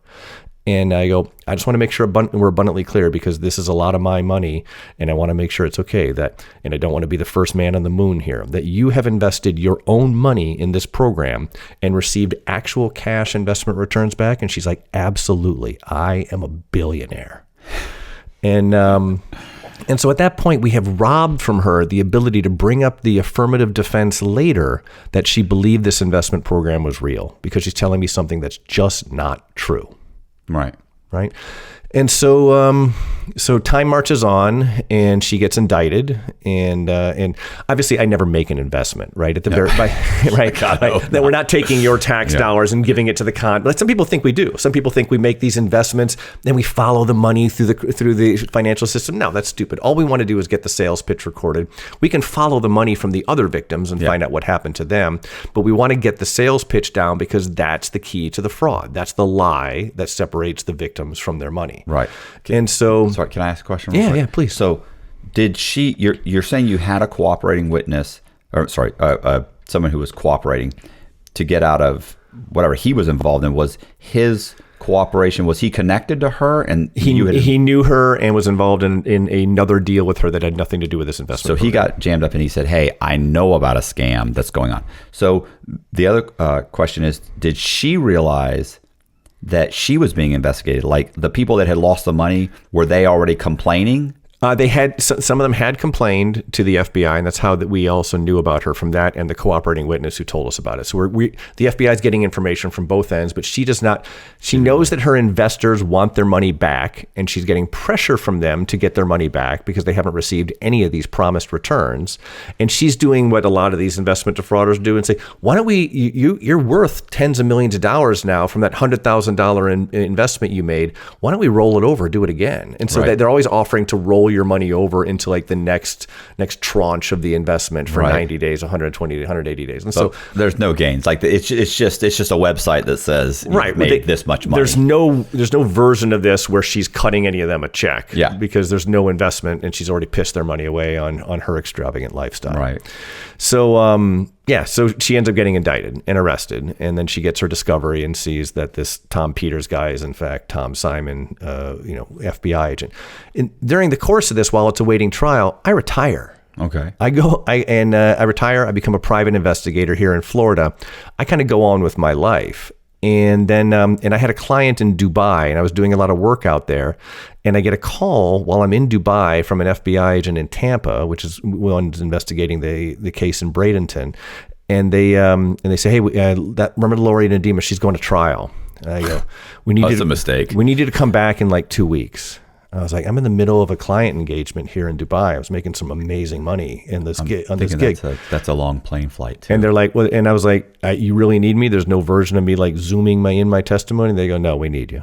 And I was like, oh man. And so I, at great expense to me, I have to cancel the client engagement, fly back to Dubai. I said to them, what happens? They go, if you want, we could contact the embassy and they can enlist the UAE authorities to subpoena you at your hotel room in Dubai. I'm like, we don't need to do that. And I go, I was with you guys for 26 years. I'm not being a hard ass here. I just want to make sure this trial is happening because trials get kicked all the time. And so I fly back from Dubai all the way to Florida, and then like a couple days before jury selection, when I'm supposed to testify, they call me and say that the trial's been postponed, and the trial got postponed like 3 more times, and then eventually she just pled guilty, and she ended up getting sentenced to 9 years in prison. 9 years for $9.75 million bucks, yeah, and so. And there'll be people in the comment section say, I do 9 years. Right. But 9 years is a lot of years when you're like a 50-year-old lady. I mean, that's like, that's prime time. Yeah. Well, she could do the drug program. Right. Halfway house. Sometime she might do 4, 5. Yeah. Exactly. What's so funny is that the agents used to talk about what like a cantankerous woman she was, and how she was just like mean and bitter and angry to every person in the government that she had any contact with. But when she was on the phone to me as a prospective investor in my undercover capacity, she could not have been nicer and more flirty and just and kind and sweet. And she was the kind of person that I wanted to cut a check to. Right. I was going to say, it's funny how often like these guys will get pissed off at the agents and the U.S. attorneys that like I've talked to, and they're like, they this, and then they're calling them names, and they're this and they're that, and it's like, you did steal $4 million though, right? Or you did, you know what I'm saying? And they just. They don't want to talk about that. They don't want to accept. That's like I said. Those are those people that are like victims, and they shouldn't be in jail. And it's like, you stole $4 million. Well, you could have given me probation. No, you got $4 million. You got to go to prison.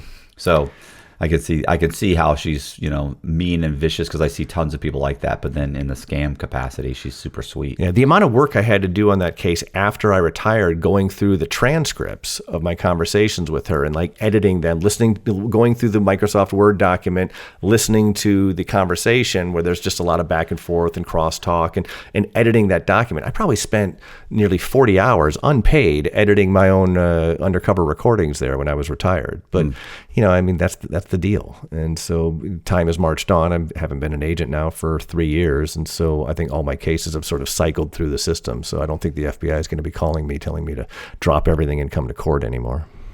The Ponzi scheme thing, well, she wasn't even a Ponzi scheme. She's just a thief. She's not paying anybody back. Exactly.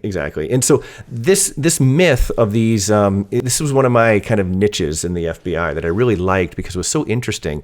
There was this story that kind of floats around the con man community internationally that after World War II, the Marshall Plan came into effect to rebuild Europe. And that in the story is, and this is complete nonsense, is that in order to fund that, the top 50 or top 100 banks in Europe created a bank guarantee and medium-term note trading program where they would trade these notes with each other in such rapidity, it would create profits that was used to fund the rebuilding of Europe. This is the story that they tell each other, and they tell each other like they read this in a history book. And this secret program among the top 50 and top 100 banks in Europe still exists. And that if you know the right people, you can get in on it, where you can get 10 or 50 times your investment money in a very short window of time. And people fall for this all the time, and they take money from investors. And so when I began working human intelligence work and getting informants together, I was basically finding people who were marketing these things. Sometimes they were true believers and they believed these programs are real, and sometimes they were just con artists. And I was telling them that you're going to be in a lot of trouble if you continue this. But what I want is your Rolodex. I want to know all the people that you're in contact with in this world marketing these platform trading programs, trading standby letters of credit and medium-term notes and all these fictitious investment vehicles.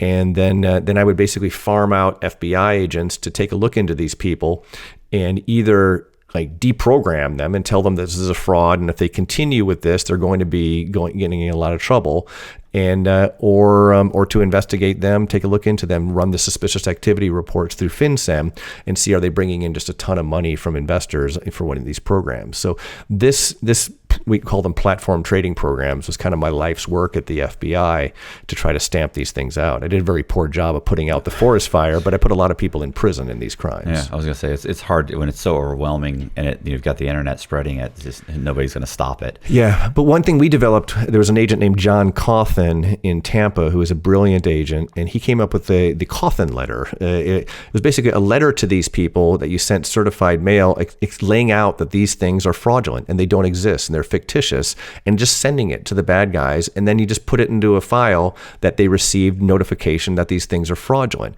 What that does is that steals from them the ability to say that they were true believers down the road. It was real, yeah. Right. Their consciousness of guilt has been established by the fact that they received notification from the FBI that these programs don't exist. And so that did wonders for kind of making cases, because a lot of the people we were busting for these things, we would search the files and see that 3 years ago, they received a Cawthon letter telling them that these were fictitious trading programs. The sovereign citizen guys that believe. Mm-hmm. So it's funny because the guys that always make the money are the guys teaching you how to be a sovereign citizen. Like they have a course, they have seminars, they have those guys rake up the actual sovereign citizen guys that put it into place and stop paying taxes or think that the government doesn't have any say so over them. They can be their own citizen, and your rules don't apply. They always end up in prison. That's how I got to know the agent who put you in prison, Agent Peacock. She and I partnered up to work a couple sovereign citizen cases. Did we talk about this before? Yeah. You said you knew her? Yeah. She was listen. She was super professional. She's great. Great agent. Polite, Yeah. very nice. No matter what she thought of me, she was just very polite and nice, and just like, this is how this works. This is how it's going. Right. So we had a couple sovereign citizen cases where they were producing fake treasury checks. Right. They had fake basically IRS returns, and then kind of depositing those and basically selling them to people. Like, I can get you checks from the IRS, and filled with all the sovereign citizen nonsense. But creating fake U.S. Treasury documents is a U.S. Treasury crime, and so the FBI and the U.S. Treasury Department, me and Agent Peacock, teamed up to put some of these people in prison. And the cool thing is that they always defend themselves at the trial, which never goes well. If we're giving criminals advice today on your show, it always seems like a much better idea than it is. Yeah. I always, I used to joke with this guy that he said that the guys that he was going to testify against were sovereign citizens. Yeah. And he said, the first thing they do is they fire their lawyer. They start talking about the fringe on the flag and how this is a naval court or whatever, maritime court or what. Yeah. And I was like, he's like, and they'll tell him, like, the judge will be like, hey, stop talking. And I was like, and I said, you understand when you go in there to testify, they're going to have like one of those black belts around it with a shock collar and then a gag ball. I said, they're going to be going the the whole time, and every once in a while the judge is going to hit him and make him shut up. And he was like, "No." I said, "Yeah."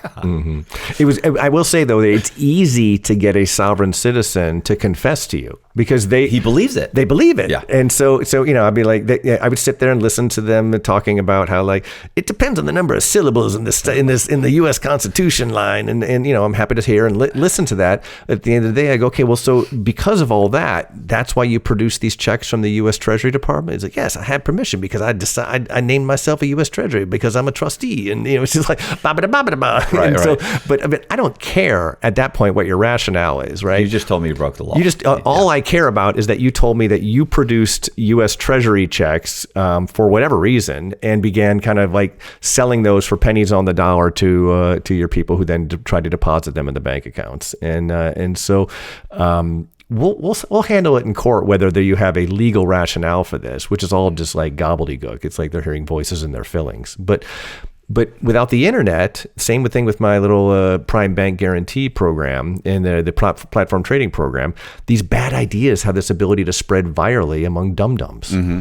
What about, another one? Well, another thing that they always say, this always kills me, is that, see how your name is spelled in all capitals? Right. That's because, that's, oh, stop. Or, But I was going to say, the other one that spreads everywhere is the CPNs. You know what CPN is? The fake social security number? Yes, yes. I got a case on right now I'm working in. Oh, really? Because they will do the whole, oh no, I went and I bought this from like a government website. It's usually for credit repair. The scam is this, that you've screwed up your credit. You want to get a loan, but your social security number is like radioactive because your credit's so bad.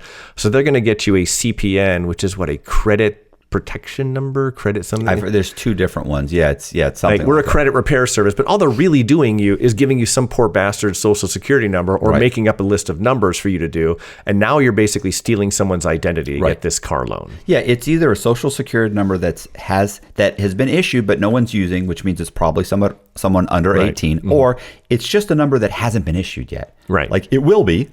Still, so it's basically a child social security number, or will be a child social security number. None of which is issued by the government. Right. And so like some guy in the back of his panel van who's giving you a social security number that you're paying for, he's using a random number generator, and it doesn't repair your credit, and certainly doesn't give you the right, because that may either now or in the future be owned by someone else. And now you're just ruining someone else's credit. Well, so I did a whole video on this, and there were so many people in the comment section saying that, that's not true, and this and that. And they're going on and on. And I'm explaining to them, no, it is true. And I said, look, let me put it this way.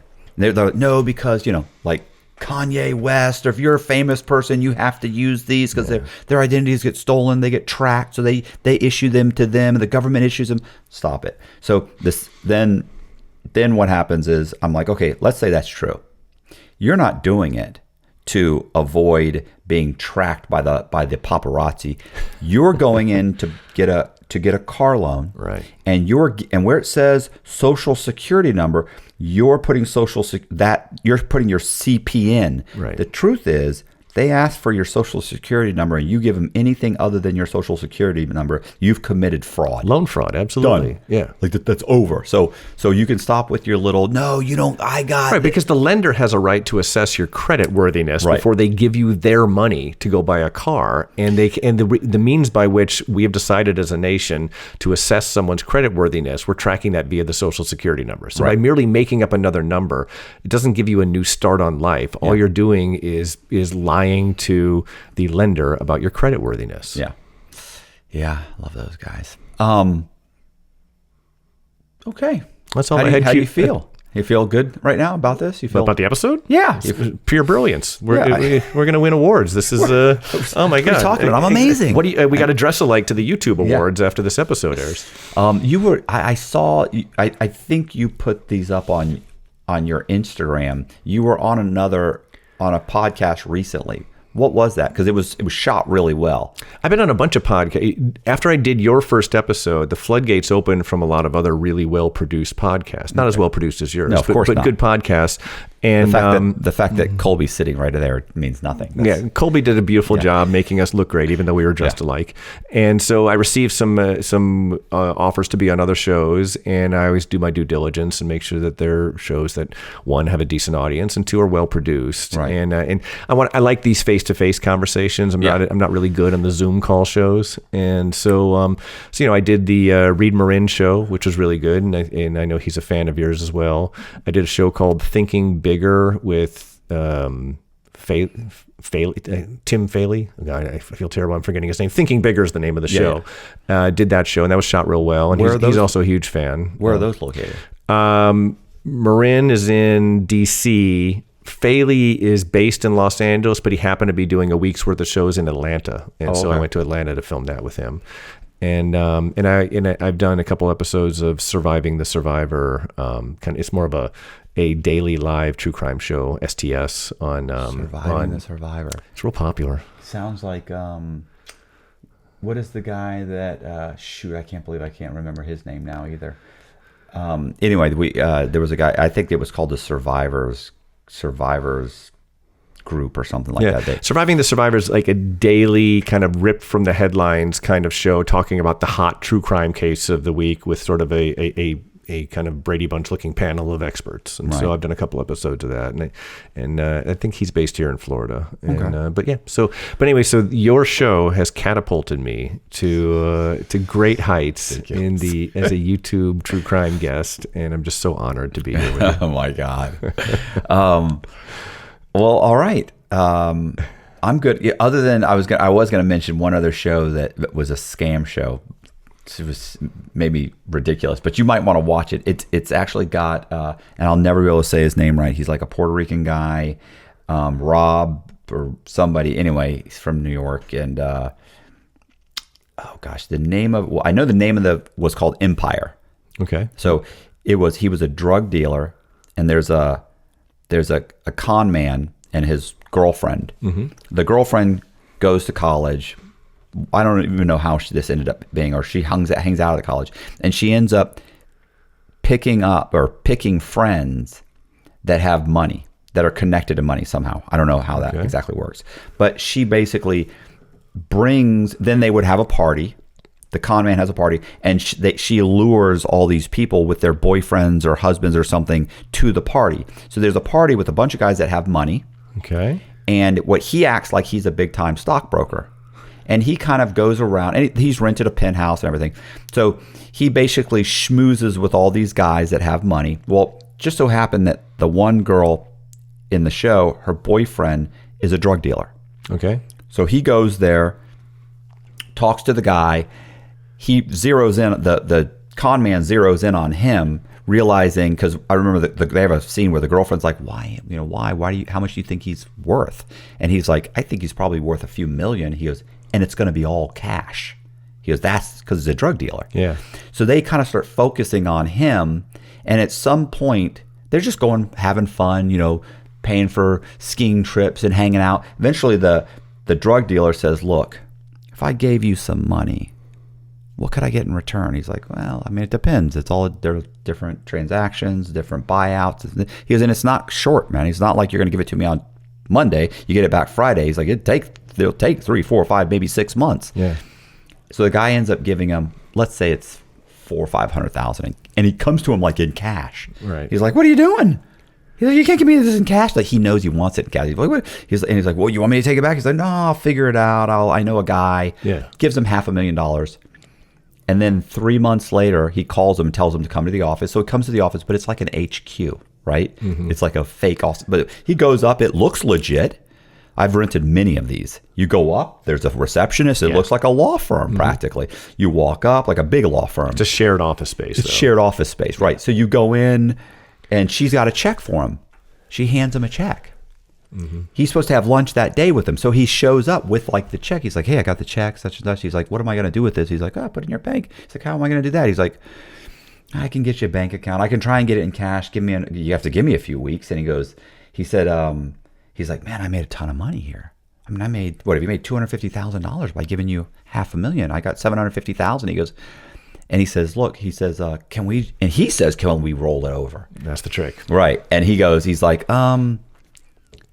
the problem is the deal I'm working on is structured differently than the last one. Mm-hmm. He's like, well, what do you mean? He's like, you'd have to put in more money. This isn't it. You're better off just take this.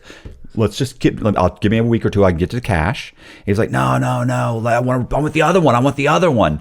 So he says, you'd have to put in another $2.5 million. And he's like, I can get $2.5 million. He's, how much time do I have? He's like, I need it pretty quick, like 2-3 weeks. Mm-hmm. He goes to his other drug dealer people, and then he goes to his source and he borrows the money and he brings like $2.5 million in cash to the guy. Yeah. Of course, they take it. Boom, they're gone. 2-3 weeks later, he's calling, nothing, no return phone calls, no. But then it's just the phone's off. Then he goes to his house. There's a real estate realtor showing his condo. Mm-hmm. Then he goes to the office, and they're like, he's like, I need to talk to so and so, and they're like, who?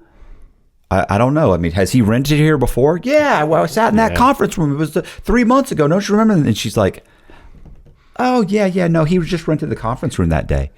And he's looking at him now. He's realizing what's happening.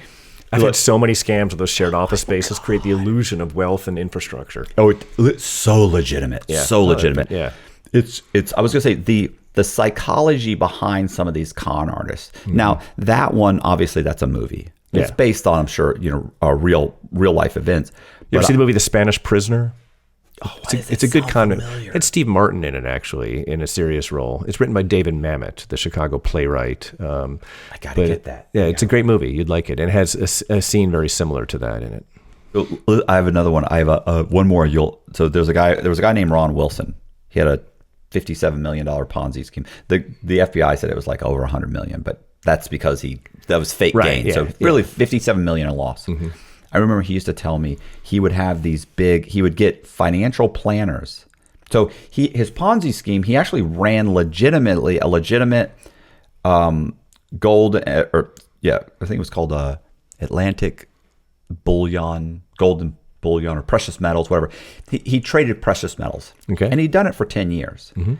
And keep in mind, a lot of these guys will actually come and they'll just buy precious metals. Like they'll buy $30,000 of silver. So his specialty was to trade in silver, and he had a way to do it and everything. So he did it for like 10 years. And after 10 years, he did it for 15 years, and then he did it for another 10, but it was straight Ponzi scheme. Yeah. But what he would do is he would take financial advisors and he'd bring them with their clients to seminars, and he would pitch his thing. Yeah. And the big thing with him was he was super arrogant. And I remember he used to say all the time that guys would come to him and they'd say, well, I'm going to give you this $200,000. How do I know? And he'd say, that this is going to work. And they said, you don't.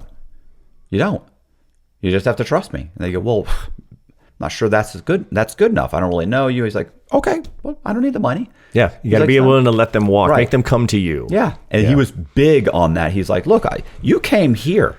You came to the seminar. Your financial guy came to the seminar. He has other clients that have made money. He's like, if that's not good enough, like, I don't know what is. He's like, look, if you want, I'll just give you can buy $200,000 in silver. I'll just give you the silver. Like, no, I want to buy it on margin, obviously. He's like, right. Well, I trade that in my name. In my company's name, we've been here 25 years. Right. And he's like, if that's not enough, I don't know what is, and I'm fine. It was nice meeting you, and I'll pay for lunch. And they would, no, it's fine. Boom. Yeah. They give him the money. That's the whole trick, right? You want to create a sense of exclusivity. That was Bernie Madoff's trick, right? Bernie Madoff, you had to know somebody or be kind of a big deal or a high roller, so Bernie Madoff would be willing to take your money in. And so once you create that level of demand among people, their rational thought goes out the window. I was going to say, it's funny too, Bernie Madoff wouldn't have a conversation with, if you were supposedly like a financial advisor or really if you knew anything, he would, I don't talk to financial advisors. He'd walk away from you. Well, of course. Because if they looked into it at all, they'd start to go, this is really, your returns are... The house of cards collapses once an expert begins looking under the hood. Yeah. I was going to say, but Bernie Madoff also, he seems so legit for so long. Even when people did bring it up, it's amazing he got away with it for as many people that did try and blow the whistle. Yeah. That's shocking. Mm-hmm. At the end of the day, it was his son who blew the whistle.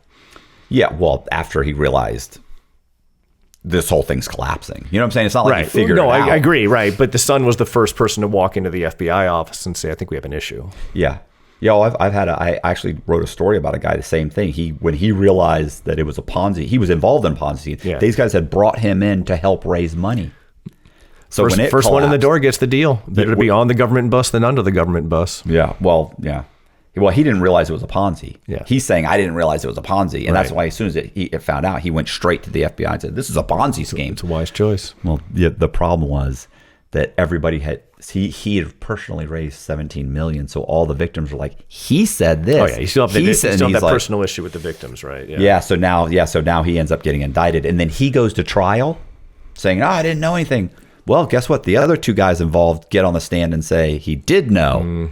Yeah. He's doing 17 years. Wow. Last time you were here, so you wanted to clear this up. I got a bone to pick right, with you, right. Matthew Cox. That's All right, so let's get this. So last time I was here, my first time on the show, Right. we were both wearing nearly identical black T-shirts, and Which was your fault. well, let's talk about that, okay? Because I got dragged in the comments for it, like I'm some kind of like gay single white female that what you were stalker or doing? whatever. I don't know what it was. And then on a couple episodes later, you made some references to it, and as if this was my idea. As if I decided to dress like you, like I'm some kind of Matt Cox tribute band. Right.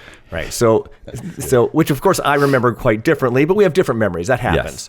My question to your audience, even though they're your fans and not mine, is who are you going to believe? A former FBI special agent or a con artist who's done time? I feel like my guys would believe me. I think so too. So let's take a look at the evidence, ladies and gentlemen of the jury.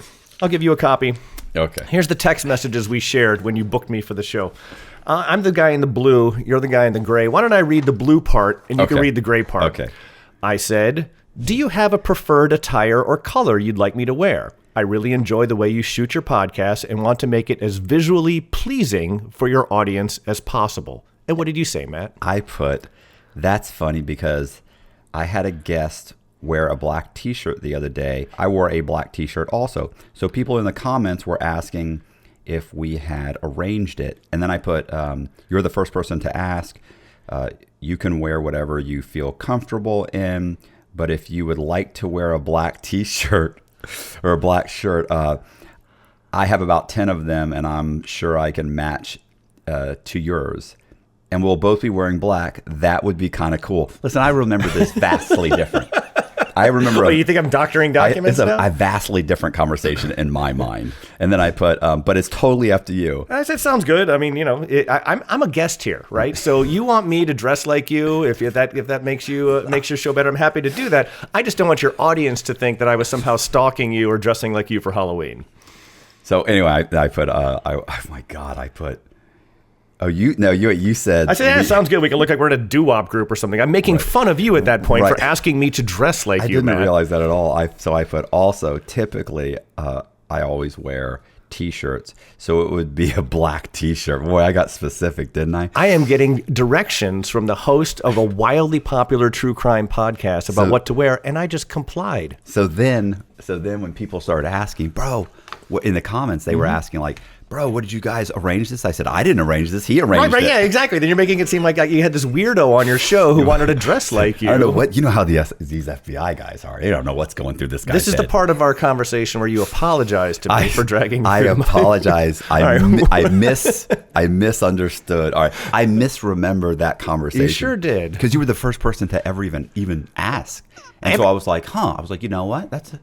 Yeah, I'll wear a black. You can wear a black. Like everyone should ask. This is a wildly popular YouTube show, and your guests should want to put their best foot forward to make your show as pleasing as possible to the viewers. I agree, but most people show up in T-shirts with like emblems or logos and unshaved. Well, at least today you're wearing black and I'm wearing blue, Yeah, so maybe we can put this issue to rest and be friends again. Yeah, that's fine. All right. Hey, if you guys like the video, do me a favor, hit the subscribe button. Go to Simon Investigation on TikTok and Instagram. And he does, it's daily, right? I do daily 90-second videos telling crime stories. Yeah, they're really good. He's got a huge following, super interesting. So if you like the video, do me a favor, hit the subscribe button, hit the bell so you get notified of videos like this. Also, leave me a comment in the comment section. Please consider joining my Patreon. Thank you guys very much. See ya.